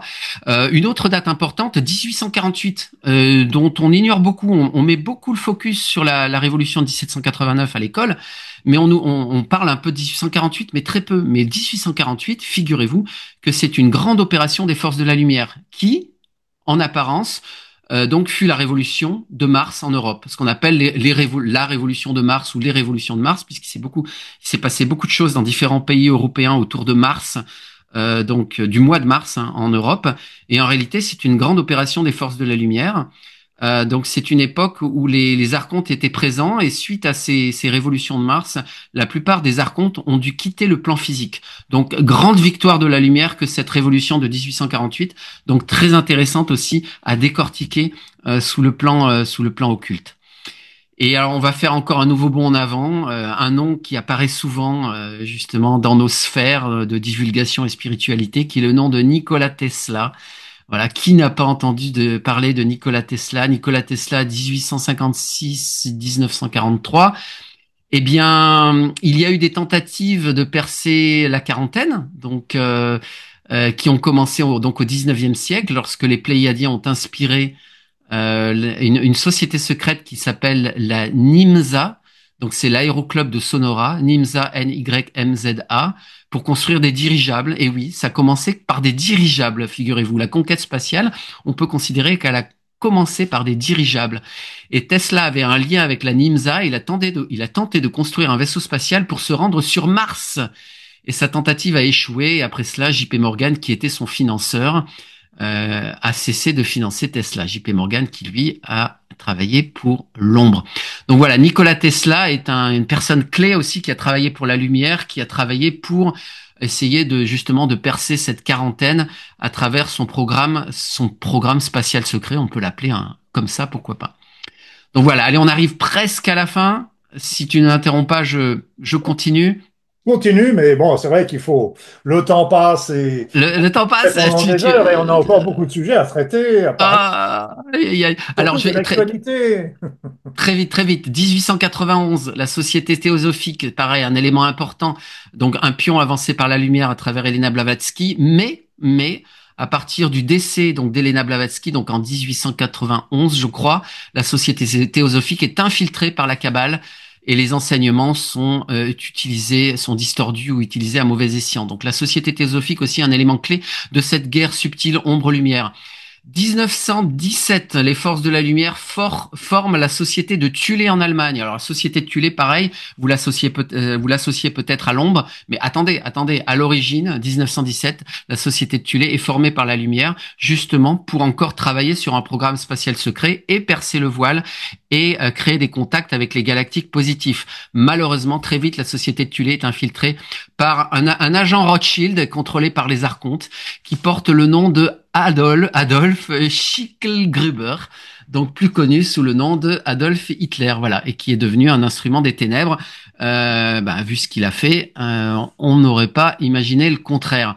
Et la société de Thulé s'est transformée un peu plus tard en société du Vril, donc pour développer un programme spatial secret allemand qui devait être démilitarisé et qui devait avoir pour but, encore une fois, de contacter les galactiques positifs à l'origine, mais qui a été détourné par les forces obscures, puisque Hitler a passé des alliances Draco-reptiliennes. Il a fait ses choix et ce programme spatial secret a été détourné en programme spatial militarisé. Voilà.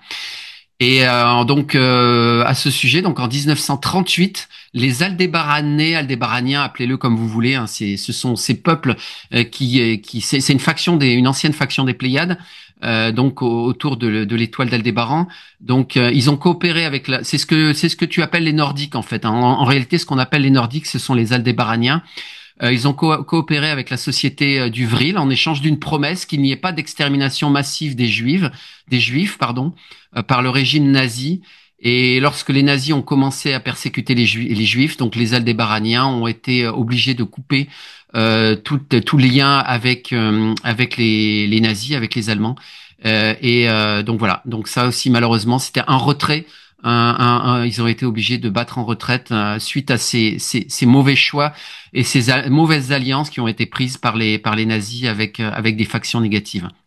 Donc, la Seconde Guerre mondiale a été une guerre par procuration en réalité entre les Dracos et la Confédération galactique positive, qui a permis de nettoyer une grande partie de la galaxie. C'est un peu comme si c'est un peu comme si finalement la guerre galactique avait son ancrage sur le plan physique, sur la planète Terre, à travers la Seconde Guerre mondiale, qui a été vraiment une guerre absolument terrible, comme tout le monde le sait. La Confédération galactique a connu une victoire partielle et les nazis qui ont survécu, hein, comme vous le savez, qui ont continué après la Seconde Guerre mondiale, les nazis ont quand même dû se réfugier sous terre. Et une partie de cette faction nazie est allée en Antarctique et une autre partie de cette faction nazie a intégré les États-Unis par le biais de l'opération Paperclip, comme chacun le sait. Et actuellement, alors, on pourra reparler des États-Unis avec Trump, mais bon, la situation est complexe puisque Trump subit également des influences de l'ombre et de la lumière, et peut-être parfois plus de l'ombre que de la lumière. Et il y a beaucoup de nuages de fumée avec les États-Unis, et il y a beaucoup d'influences jésuites aussi derrière Trump. En Oui, tout cas, voilà, je termine ma chronologie là-dessus et je te laisse reprendre. juste un tout petit mot, c'est que les États-Unis ont voulu se servir des Allemands en emmenant tous les scientifiques dans l'opération Paperclip dont tu parlais tout de suite, et donc ils espéraient bien les contrôler, en bénéficier de leurs connaissances, mais avec le temps, on ne sait plus qui contrôlait qui, parce que on voit aussi un grand nombre de scientifiques comme Von Braun qui a contrôlé aussi aussi la NASA pendant un certain nombre de temps, etc. Donc à la fin, qui contrôle qui? Voilà la question et qui est toujours d'actualité. Et qui travaille pour la lumière?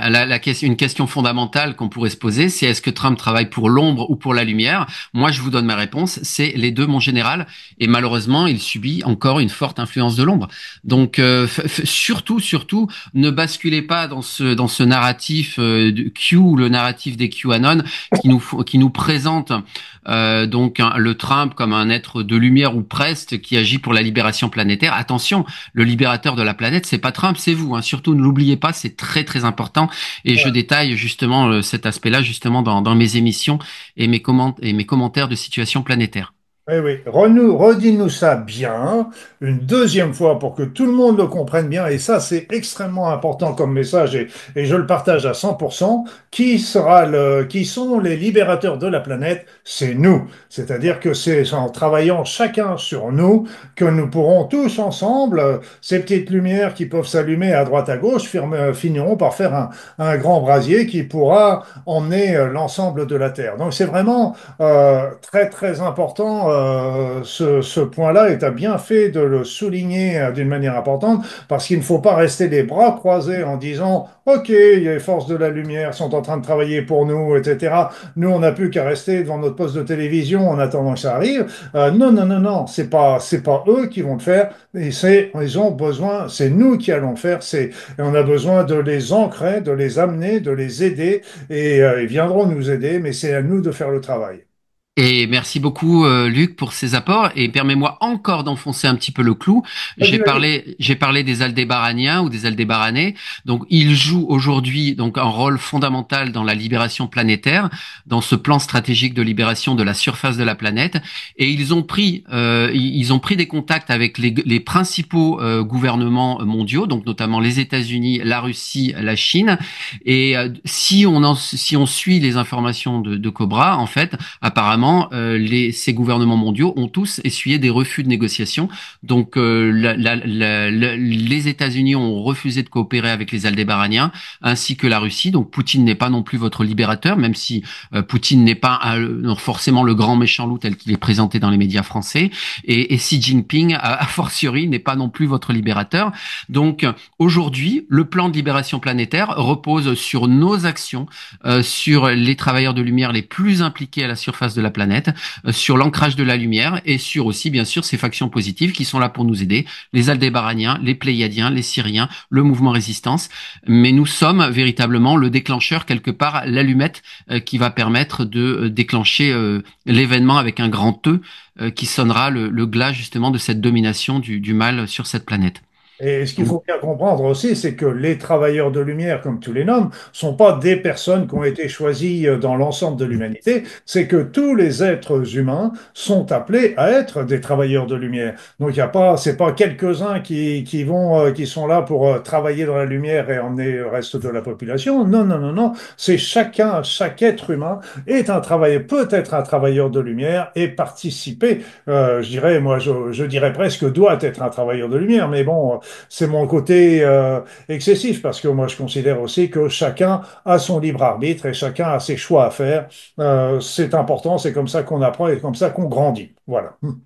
tout à fait. Voilà. Tous n'entendront pas l'appel, mais en tout cas, tous ceux qui peuvent, qui sont attentifs à cet appel, mobilisez-vous. Nous avons besoin de vous, en effet. Voilà, exactement. Bon, as-tu fini ton tour? Bah, alors moi j'ai fini ma chronologie. Après, Bon, alors là, parce que là, on a déjà le timing est avancé, bien avancé. Donc on va rester toujours dans l'époque actuelle. Aujourd'hui, maintenant, je dirais que grosso modo, au travers de tout ton discours, il y a la présence de deux forces en présence, qui sont là aujourd'hui, mais qui sont là, comme tu l'as expliqué, depuis bien des millénaires, bien des millions d'années également. Donc on pourrait, moi j'appelle les Nordiques parce que ça me paraît plus facile pour moi de dire les Nordiques que les membres d'Albert Adam. J'ai toujours du mal j'écorche toujours le nom. Donc les Nordiques, il y a la Confédération Galactique, il y a aussi le programme spatial secret, il y a l'Alliance terrestre, tout ça. Mais Et puis de l'autre côté, on peut mettre un certain nombre d'archontes. Tu parlais des archontes avec les dracos, les reptiliens, les petits gris, les grands gris, voire des insectoïdes qui travaillent aussi pour eux et qui dirigeraient en fait les grandes familles terrestres, et dont en particulier les associations, les groupements, les réunions et la finance mondiale. Donc il y a vraiment les deux qui interviennent. À mon sens, c'est peut-être une vision simpliste que j'ai, mais dis-moi ce que tu en penses. Alors, fondamentalement, il n'y a que deux factions. Il y a l'ombre et la lumière. Il y a ceux qui travaillent pour l'ombre et il y a ceux qui travaillent pour la lumière. Euh, et c'est vrai que c'est quand même assez un micmac inextricable, hein, surtout qu'il y a beaucoup de désinformations qui circulent sur Internet, surtout sur tous ces sujets-là. Bon, tu as cité des noms de races galactiques. Effectivement, bon, les races galactiques positives qui sont au service de la lumière, bon, je les ai citées, on les a citées. Voilà, les Aldébaraniens, les Pléiadiens, les Syriens, bon, et il y en a une multitude d'autres. Les races qui travaillent pour l'ombre, donc c'est une pyramide finalement d'esclavage en fait, hein. On a parlé donc des archontes, des dracos, des reptiliens, des gris, etc. Donc voilà, je pense que les choses sont relativement claires. Après, le problème qui se pose, c'est que à travers certains divulgateurs ou à travers des personnes qui travaillent ou qui prétendent avoir travaillé pour les programmes spatiaux secrets, il y a de la désinformation qui circule et on nous fait passer des vessies pour des lanternes en réalité. Donc on nous donne des informations en nous disant ça vient des Pléiadiens, mais en réalité ça peut venir de reptiliens ou de draco-reptiliens pour des opérations de désinformation. Donc c'est pour ça que c'est très complexe. Les programmes spatiaux secrets, il y en a une multitude. Des programmes spatiaux secrets, il y en a des positifs, il y en a des négatifs. Donc on peut pas dire que le programme spatial secret, voilà, on peut pas dire qu'il y en ait un et on peut pas dire qu'il travaille pour la lumière. Donc il y a par exemple, il y a un programme spatial secret jésuite. Il y a des jésuites dans l'espace. J'en ai parlé dans mes émissions. Ça peut vous sembler complètement abracadabrantesque. Mais il y a eu un programme spatial secret jésuite. L'Alliance terrestre, aujourd'hui, ça ne veut pas dire grand-chose, puisque aujourd'hui, les personnes de pouvoir ont refusé les négociations avec les galactiques positifs. Donc l'Alliance terrestre, aujourd'hui, pour moi, ça ne veut plus dire grand-chose. Donc voilà, voilà ce que je peux faire, ce que je peux faire comme commentaire. Donc on peut effectivement complexifier autant qu'on veut et citer une multitude de factions. Une faction dont on a peu parlé, donc c'est les familles de noblesse noire, qui sont quand même au sommet de la pyramide. Donc j'ai écrit aussi un long article là-dessus sur Révolution vibratoire, qui sont au sommet de la finalement de la pyramide alimentaire, hein, puisqu'on peut appeler ça comme ça, hein, puis c'est une pyramide de prédation, hein, dans la matrice dans laquelle nous vivons. Donc ce sont les familles de noblesse noire qui sont au sommet de la pyramide alimentaire, donc la pyramide, la domination physique de la planète. Mais après, il y a bien sûr, il y a des êtres comme des reptiliens ou des dracos qui sont pas sur le plan physique, hein. C'est pareil quand on parle de reptiliens ou de dracos, il y a souvent une confusion. Est-ce que c'est sur le plan physique? Est-ce que c'est sur le plan les plans subtils, plan éthérique ou astral? En fait, c'est les deux. Voilà, il y a des âmes de reptiliens qui sont incarnées dans des corps d'humains. Il y a des âmes de dracos incarnées dans des corps d'humains. Et puis il y a aussi des reptiliens et des dracos qui sont sur des plans plus subtils. Donc c'est mélangé, c'est confus, c'est très très confus. Mais quand vous écoutez votre cœur, quand vous êtes centré dans votre cœur, vous savez si vous travaillez pour l'ombre ou pour la lumière. Le jour où vous aurez un doute, centrez-vous sur votre cœur et vous saurez si vous travaillez pour l'ombre et la lumière. Et essayez justement de discerner aussi parmi les personnes que vous écoutez, que vous suivez assidûment, si elles travaillent véritablement pour l'ombre et la lumière. Le discernement est un mélange euh, de réflexion intellectuelle sur la base de connaissances que vous aurez pu acquérir, est un mélange de réflexion intellectuelle avec un mélange d'intuition, donc et la connexion au cœur. Donc c'est très très important et le discernement est très difficile à conquérir, Ouais. puisque nous avons fait l'objet de beaucoup de manipulations mentales, hein, Il y a plein etc. de croyances, de blocages au niveau de nos pensées, etc. Et c'est vrai que notre cœur répond, notre intuition répond. Donc il est toujours, elle répond pas elles sont pas forcément dans le même niveau que peut être la raison, le raisonnement tel qu'on nous le donne aujourd'hui avec souvent des présentations qui sont erronées, pour ne pas dire fallacieuses. Mais ce qu'il faut, c'est vraiment toujours bien comprendre que c'est notre cœur, il ne nous trompera pas, il aura toujours l'intuition. Alors c'est vrai que la situation est compliquée en ce sens que, comme tu le dis, ils agissent sur le plan, il y en a qui agissent sur le plan physique, sur le plan vibratoire, les différents plans vibratoires. Il y a des personnes, il y en a qui sont sur le plan vibratoire, mais qui peuvent se matérialiser aussi. Et puis même parmi les reptiliens, tous ne sont pas forcément à mettre à la poubelle non plus. C'est que il y en a aussi, il y a des factions, il y aura même des races reptiliennes qui travailleraient aussi sur le côté positif, comme tu dis, dans le programme spatial secret, il y a du bon, il y a du mauvais, etc. Donc c'est ce qui fait qu'on s'arrache les cheveux si on essaye de comprendre un petit peu. Et c'est là, et je suis content de ta conclusion, c'est que c'est tellement compliqué, tellement sur des plans différents, parce qu'on aurait pu parler aussi des dimensions temporelles ou des autres dimensions, des êtres qui viennent d'autres dimensions, etc. Donc c'est tellement compliqué qu'on nos petits cerveaux ont du mal à comprendre parce qu'on ne nous aide pas non plus. On a été largement limité, programmé dans notre...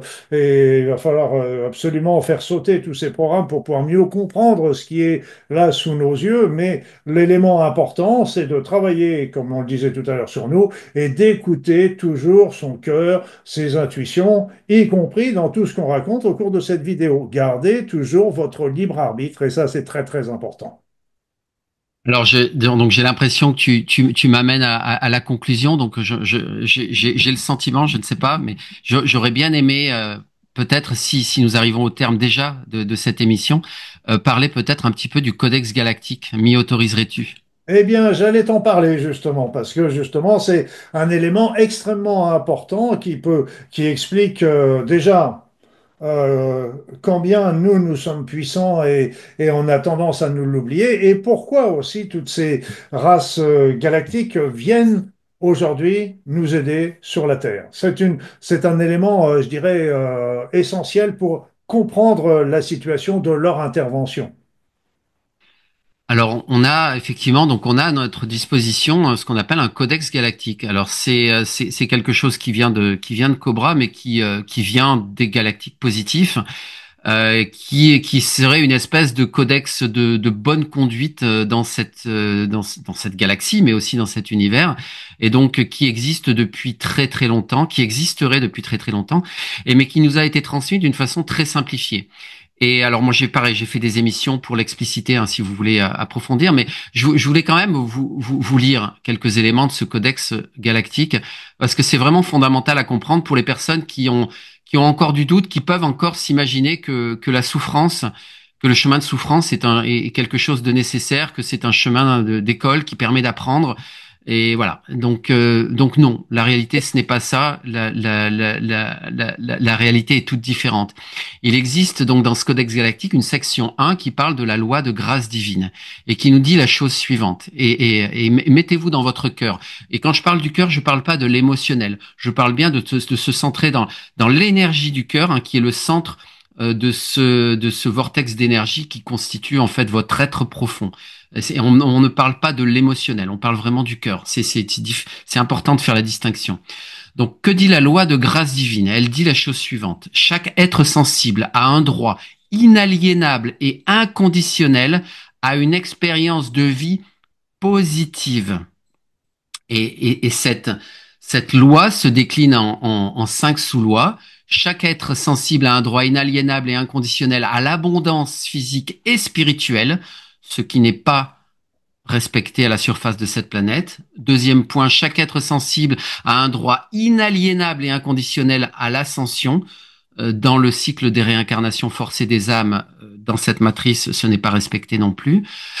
Troisième point, chaque être sensible a le droit inaliénable et inconditionnel de fusionner avec d'autres êtres en proportion avec son ou sa position dans la famille d'âme, ce qui n'est pas possible non plus puisque dans la matrice, on n'a pas pu en parler, c'est un autre sujet, mais la matrice a toujours fait pour éloigner les membres d'une même famille d'âme parce que l'amour d'être d'une même famille d'âme est destructeur de matrice.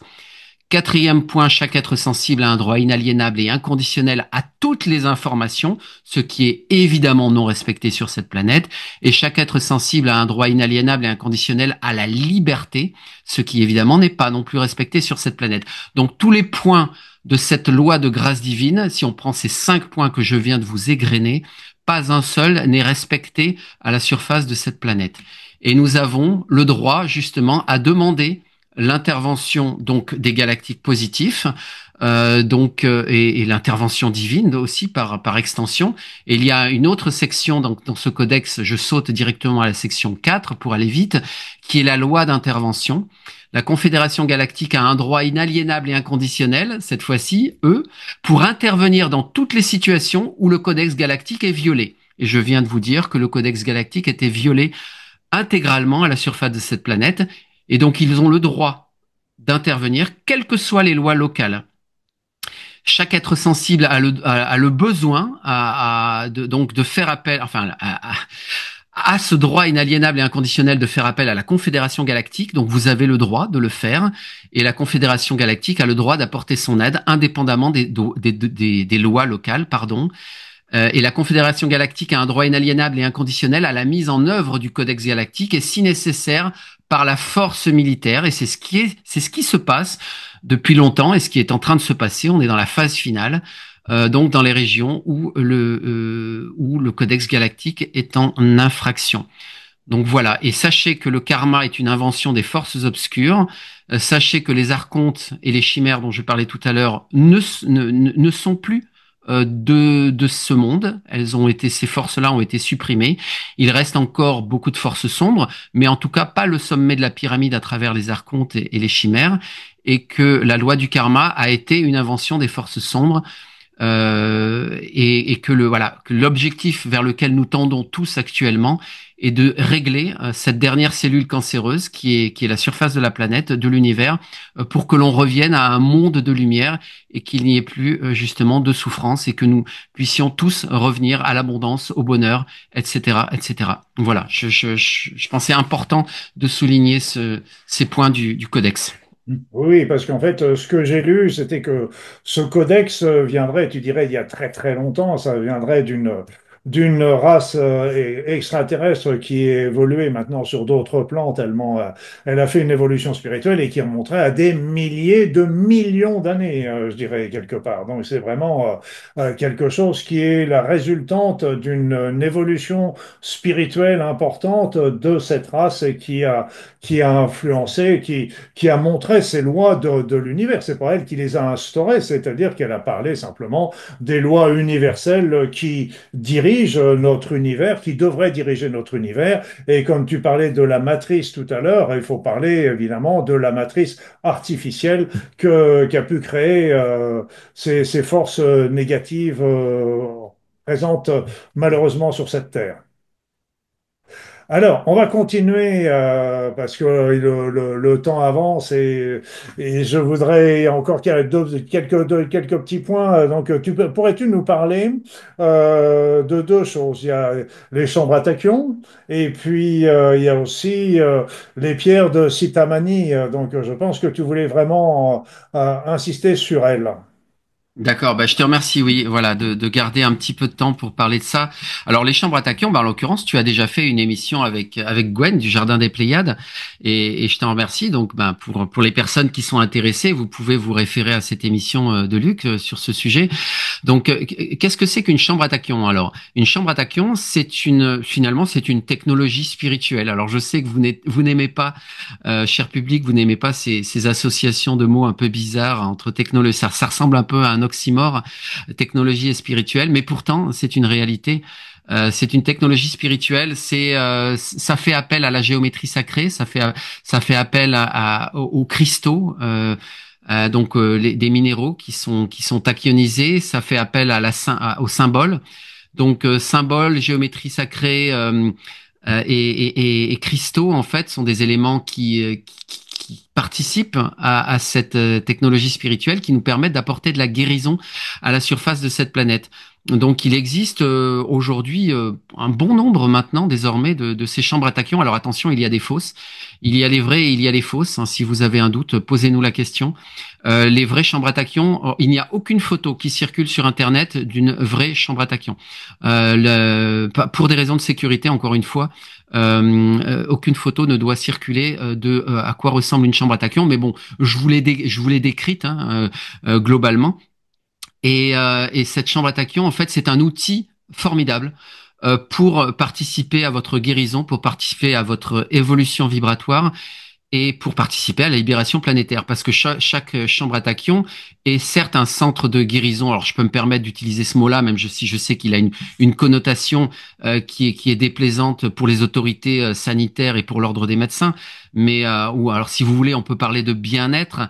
Mais en réalité, ça va bien au-delà de cette notion de bien-être. Ça apporte une guérison multidimensionnelle dans les différents plans. Donc c'est quelque chose, à mon sens, c'est un outil. Si vous en connaissez l'existence, essayez de l'utiliser et je pense que vous en apprécierez la valeur. Donc ces chambres attaques Je pense que plus de parler de guérison, qui peut être justement mal entendu, mal compris, participent. de parler d'évolution. D'une évolution, ça permet l'évolution de l'être, la compréhension de son être, d'ouvrir son esprit, d'ouvrir sa conscience, et qui peut évidemment aider sur des chemins de guérison. Mais c'est là encore, c'est pas ça qui va faire la guérison, c'est toujours la personne qui guérit. Donc ça peut être un élément supplémentaire sur ce chemin, sans qui ne remplacera pas évidemment les traitements usuels, conventionnels et autres, je tiens à le préciser. Absolument, absolument, et merci de le préciser. Et donc c'est un outil indispensable sur notre chemin d'évolution, enfin indispensable. À vous de voir, à vous de juger. En tout cas, moi je l'ai estimé indispensable sur ce chemin d'évolution. Vous en avez plus d'une cinquantaine en France, hein, si vous êtes en France, mais il y en a partout dans le monde et on peut faire des séances de chambre à tachyon aussi à distance. Alors c'est bien d'en essayer une au moins en présentiel, de se rendre sur place au moins pour démarrer. Enfin moi c'est ce que je recommande, mais on peut le faire à distance. Ça fonctionne aussi très très bien à distance sur photo. Et, et alors ça fonctionne comment? Ben, ça fonctionne en fait par l'énergie tachyon, cette fameuse. Alors on n'en a pas beaucoup parlé. En fait, on aurait beaucoup de sujets à adresser encore. Enfin, en tout cas, enfin vous l'avez compris, moi je suis passionné de tous ces sujets-là. Si jamais tu veux faire une autre émission sur le sujet, ce sera avec plaisir. Donc les tachyons, ce sont des particules supraluminiques, donc qui émanent directement de la source. C'est un peu pour faire une analogie que je fais souvent, c'est que vous connaissez le photon. Le photon, c'est la lumière, mais dans notre plan matériel, hein. Et ben le tachyon, c'est la lumière dans le plan spirituel.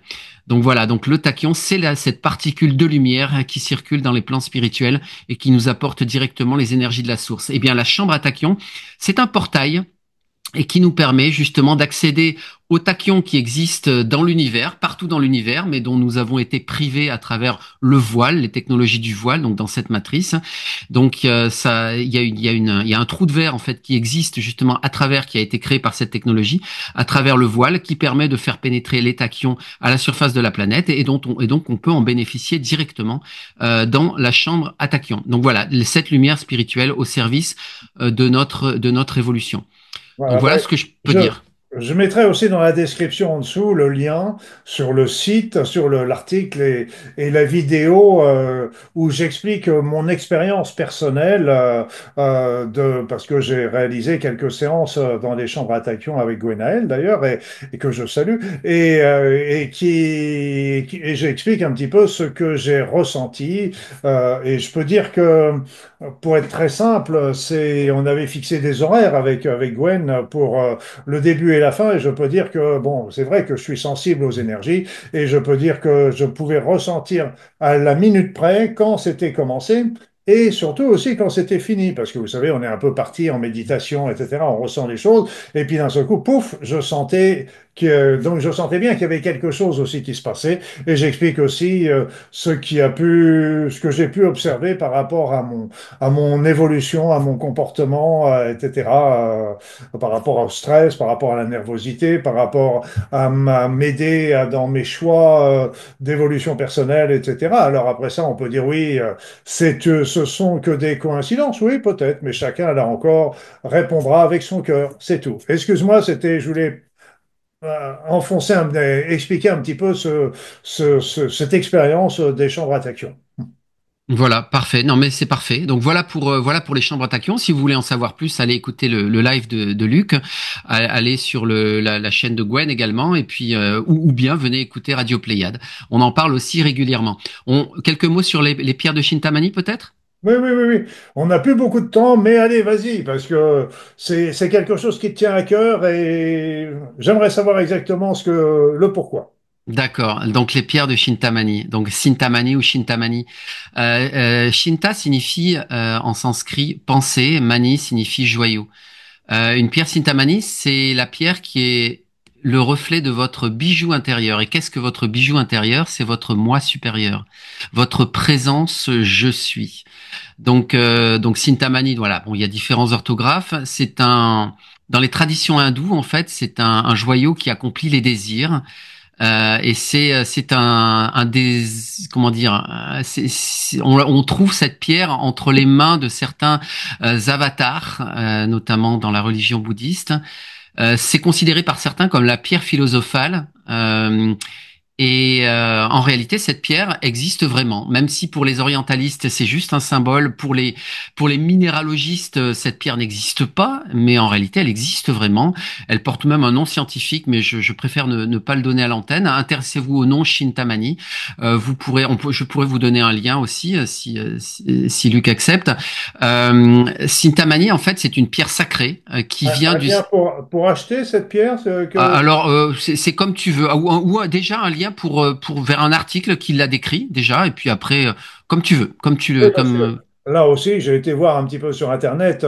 Il y a beaucoup de propositions, mais je pense que toutes ne se valent pas. toutes ne se valent pas. Et effectivement, il vous faut impérativement une pierre de Shintamani tachyonisée. On vous parlait de chambre à tachyon tout à l'heure. Il vous faut une pierre, voilà. Et nous, on connaît les bons filons pour avoir une pierre de Shintamani tachyonisée. Alors, c'est une pierre sacrée, donc qui vient du système stellaire de Sirius. Donc, il y a des millions d'années, au cours d'une super vague galactique. Alors, on n'a pas pu trop développer ce sujet-là, mais voilà, les pulsations des galaxies. Les galaxies ont un battement cardiaque et c'est ce qu'on appelle une super vague galactique. Pour nous, c'est tous les 13 000 ans. Donc, une planète en orbite autour de Sirius a explosé et ces fragments se sont propagés dans toutes les directions. Certains d'entre eux ont atteint la Terre et on peut les retrouver donc à certains endroits à la surface de la planète aujourd'hui. Voilà. Alors, et il y a toute une histoire autour de ces pierres Sintamani parce que pendant longtemps, ces pierres Sintamani étaient réservées à une élite, entre guillemets, en tout cas à des personnes qui avaient le meilleur potentiel pour influencer positivement l'histoire de l'humanité. Donc, je pense au roi Salomon, qui a été en possession d'une de ces pierres, Alexandre le Grand, Akbar. Plus proche de nous, un certain auteur qui s'appelle Edward Bulwer Lytton, qui a révélé l'existence de l'Agartha à l'humanité à travers son roman La race à venir. Et plus tard également, donc alors un groupe templier aussi donc a été en possession d'une de ces pierres, la société du Vril, et Nicolas Roerich également donc qui a agi pour la paix mondiale que vous connaissez peut-être. Bon, en tout cas beaucoup de noms pourraient vous amener à approfondir certaines choses. Quoi qu'il en soit, les forces sombres ont toujours tenté de prendre possession de Persintamani mais en vain. Cette Persintamani est aussi le symbole de la fraternité de l'étoile. Et ce qu'il faut savoir, c'est que cette Persintamani va jouer un rôle considérable si vous faites le choix d'en acquérir une Persintamani tachyonisée. Elle va jouer un rôle fondamental dans votre évolution, dans la connexion à votre présence je suis. Et lors de l'événement avec un grand E, donc l'impulsion galactique s'écoulera à travers toutes ces pierres Sintamani. Euh, Ces pierres Sintamani vont participer à l'effondrement du voile, donc de la matrice. Donc c'est un sujet que je peux pas développer maintenant, mais c'est le rôle de ces pierres. On en a enterré à la surface de la planète partout pour que ces pierres Sintamani participent à l'effondrement du voile. Mais si vous en avez une sur vous, une pierre personnelle, ce sera un conducteur d'énergie spirituelle qui vous permettra de savoir très exactement ce que vous avez à faire justement après cette percée de la lumière par compression que nous avons évoquée en début d'émission. Donc voilà, donc cette pierre est vraiment fondamentale. Il y a bien sûr bien d'autres pierres stellaires d'évolution. Je pourrais faire une émission de 2 heures si vous le souhaitez sur le sujet, mais en tout cas, je tenais à parler de cette pierre Sintamani qui est vraiment très importante et peut-être que ça parlera à certains d'entre vous et qu'il est grand temps si ce n'est pas encore le cas, de s'y intéresser si vous voulez participer à être conducteur de lumière lors de la percée par compression. Voilà. Merci. Bah, écoute, tu me transmettras tous les liens que je mettrai dans la description et je pense que ça intéressera beaucoup, beaucoup de personnes. Alors, mon cher Hervé, on a parlé de multitudes de choses et on arrive malgré tout à la fin de cette émission. Il faut bien que ça s'arrête un jour. On aurait tellement de choses à pouvoir encore échanger et que ce serait passionnant. Mais comme tu dis, ce sera pour une prochaine émission avec toujours le plus grand plaisir. Donc, une dernière question, c'est, OK, il y a des événements qui se déroulent actuellement sur la Terre, donc dans le monde subtil, ombre et lumière, dans le monde plus matériel ou dans les plans plus bas au niveau subtil. Moi, j'ai parlé des forces négatives et des forces positives pour histoire de pas mélanger un petit peu les genres, mélanger les esprits, mais aussi il se déroule quand même quelque chose de particulier dont je parle très souvent sur mes réseaux, c'est l'élévation actuelle du niveau vibratoire de la Terre. Alors que vient faire cette élévation vibratoire de la Terre dans tout ce plan qui se déroule actuellement à l'insu de tout le monde. Pourquoi justement cette élévation de la Terre vient en même temps que les forces négatives et les forces de lumière interviennent, ou inversement, pourquoi les forces de lumière et positives interviennent justement au moment de cette élévation vibratoire. Moi, je ne crois pas au hasard, je ne crois pas, je crois aux synchronicités, je pense qu'il y a de avoir une corrélation importante entre les deux. Mm. Tout à fait. Oui, voilà, l'élévation du taux vibratoire de la Terre est-il la cause ou la conséquence, par exemple, de l'intervention de ces galactiques dont nous parlions tout à l'heure, de ces galactiques positifs? C'est la question qu'on peut se poser. Alors, il y a une élévation du taux vibratoire de la Terre, c'est incontestable. Je pense qu'on est dans une espèce de boucle rétroactive où on est à la fois dans la cause et dans la conséquence. Alors, il y a ces pulsations galactiques que j'ai évoquées, mais que j'ai évoquées très succinctement, qui ont lieu tous les 13 000 ans, une pulsation majeure, une pulsation mineure, un petit peu comme pression systolique et diastolique, je crois, en médecine, c'est au niveau du cœur, c'est le poum poum, poum poum, poum poum au niveau du cœur. Eh ben la galaxie c'est pareil. Et vous savez que plus un être est petit, plus son cœur bat vite, plus un être est grand, plus son cœur bat lentement. Et la galaxie est un être immense et donc son cœur bat très très lentement. Et donc on a une pulsation majeure tous les 26 000 ans et une pulsation mineure tous les 26 000 ans également. Donc les pulsations majeures et mineures alternent. Donc c'est pour ça qu'on en a tous les 13 000 ans. Et là on arrive à un moment particulier de l'histoire de la Terre où on va avoir une pulsation mineure, une pulsation à dominance yin, mais qui malgré tout aura des effets très importants à la surface de cette planète. Et donc ces énergies qui nous sont envoyées par le cœur de la galaxie, ce qu'on appelle le Soleil central galactique, pareil, il y aurait beaucoup de choses à dire là-dessus, participe à l'élévation du taux vibratoire de la Terre, prépare la Terre justement à cette pulsation galactique. Et si la Terre n'était pas préparée, si la Terre n'élevait pas son niveau vibratoire, la Terre pourrait subir le même destin que cette planète du système de Sirius A dont j'ai parlé tout à l'heure, qui a explosé parce qu'elle était non alignée avec les vibrations justement ces belles vibrations du cœur de la galaxie.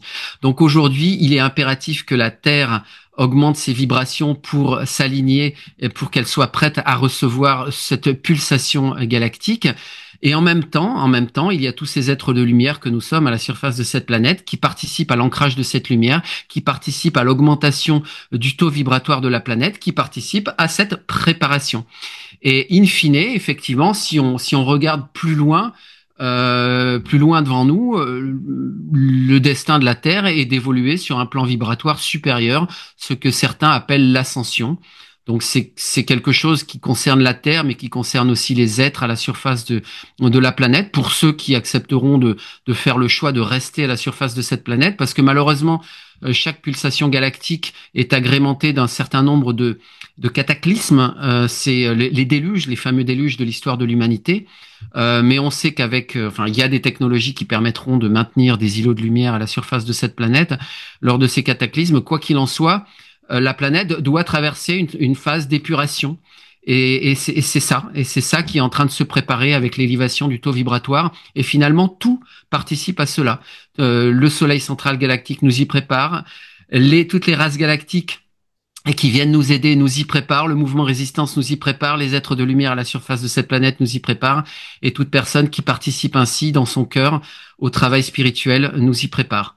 Donc voilà, donc c'est une espèce de mouvement inéluctable. Il n'y aura pas de victoire de l'ombre. La victoire de la lumière est inéluctable. Donc Victoria Luminis, hein, souvenez-vous, le nom de mon canal sur Telegram. Il n'y a pas d'autre issue possible que la victoire de la lumière. C'est juste qu'elle a pris beaucoup de temps parce qu'il y avait des couches et des couches et des couches, parce que l'ombre était très forte, très puissante, bien au-delà de ce qu'on avait pu imaginer. Mais en tout cas, voilà, c'est un cycle qui s'achève et il y a aussi beaucoup de cycles stellaires et planétaires qui viennent soutenir cette élévation vibratoire de la Terre. Et donc tout ça participe à cette grande transition et cette bascule donc dans un âge d'or. Voilà ce que je peux dire. Oui, oui. Donc là, encore une fois, on se rejoint sur ces points de vue et que je ne cesse de dire que l'énergie, le taux vibratoire de la Terre s'élève grâce aux énergies qui nous viennent de notre galaxie. Et donc, c'est pas la Terre proprement dite, mais c'est toute notre galaxie, tout l'ensemble de la galaxie qui bénéficie aussi de ce mouvement de changement de notion de vibration. Alors, Hervé, nous arrivons quand même, il va falloir qu'on conclue. On a du mal à conclure. On va conclure, on va bientôt faire nos 2 heures de vidéo. Aurais-tu un dernier petit mot à nous dire? Mais petit. Un petit mot à nous dire. Alors, oui, alors on avait prévu de parler de Starseed, mais on ne pourra pas développer ce concept-là. Moi, j'ai envie de vous dire que, au-delà de tous ces concepts spirituels qui circulent, la question la plus importante, en fait, à vous poser, c'est qu'est-ce qui vous met en action? Si vous voulez vous appeler travailleur de lumière, Starseed ou quoi que ce soit, très bien. Si vous faites ce choix, c'est très bien. Mais posez-vous la question, dans quelle mesure ça vous met en action au service de la lumière? Euh, Défocalisez-vous peut-être des concepts d'ascension qui sont des concepts plus distants pour vous refocaliser sur des concepts beaucoup plus concrets qui sont la guérison, parce que nous avons tous un besoin impérieux et profond de guérison sur tous les plans. Je ne parle pas que du plan physique, bien sûr, je parle aussi du plan éthérique, astral, mental, etc. Nous avons subi les pires atrocités à la surface de cette planète, dans cette matrice. Nous avons tous un besoin impérieux de guérison. Focalisez-vous sur votre guérison et mettez-vous en action au service de la libération planétaire. C'est tout ce que je peux vous souhaiter de mieux. Voilà. Donc, tu l'as dit, mais j'insisterai, on ne parle pas de guérison de maladie, mais on parle de la guérison de notre être, de notre être véritable qui doit reprendre son plein potentiel et se libérer de toutes les contingences qui nous bloquent et qui nous empêchent d'évoluer. Et on comprend pourquoi ça n'arrangerait pas si nous avions notre plein potentiel, certainement, et que ça n'arrangerait pas les forces négatives, vous l'avez bien compris. Alors, merci Hervé de toutes ces explications qui nous ont amenés très loin dans le temps, dans l'espace, en côtoyant tous nos frères et nos sœurs extraterrestres qui sont là et qui sont nos amis, même s'il y en a certains qui sont pas toujours très sympathiques, ça n'empêche que ils font partie des consciences galactiques et ils font partie aussi de cette grande famille des êtres qui peuplent cet univers. Donc, chacun qui a écouté cette vidéo, bah, comme je le disais au départ, maintenant, écoutez votre cœur, comme on l'a répété plusieurs fois dans cette vidéo. Ne prenez pas tout comme étant forcément la vérité. C'est une vérité, c'est un point de vue, c'est une expérience. Maintenant, vous faites votre propre point de vue. Pour moi, comme je vous l'ai dit, il y a beaucoup de choses que Hervé a dites qui ont résonné dans mes propres pensées, convictions, expériences, etc., mais pas forcément l'ensemble. Donc, je dirais que le point le plus important, et je terminerai là-dessus, c'est que quoi qu'on pense de tout ça, le message d'Hervé aujourd'hui était un grand message d'espoir. Et ça, c'est extrêmement important. Et ce message d'espoir nous remet tous et chacun au centre de l'évolution de ce qui est en train de se passer. C'est pas là, n'attendez pas de l'extérieur, travaillez sur votre intérieur et tout ira bien. Voilà, moi, ce que je dirais pour terminer. Je pense que Hervé, c'est bon pour toi?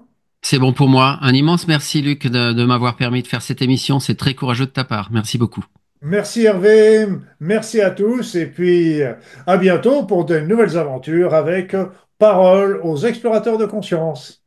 À très vite. Merci, au revoir.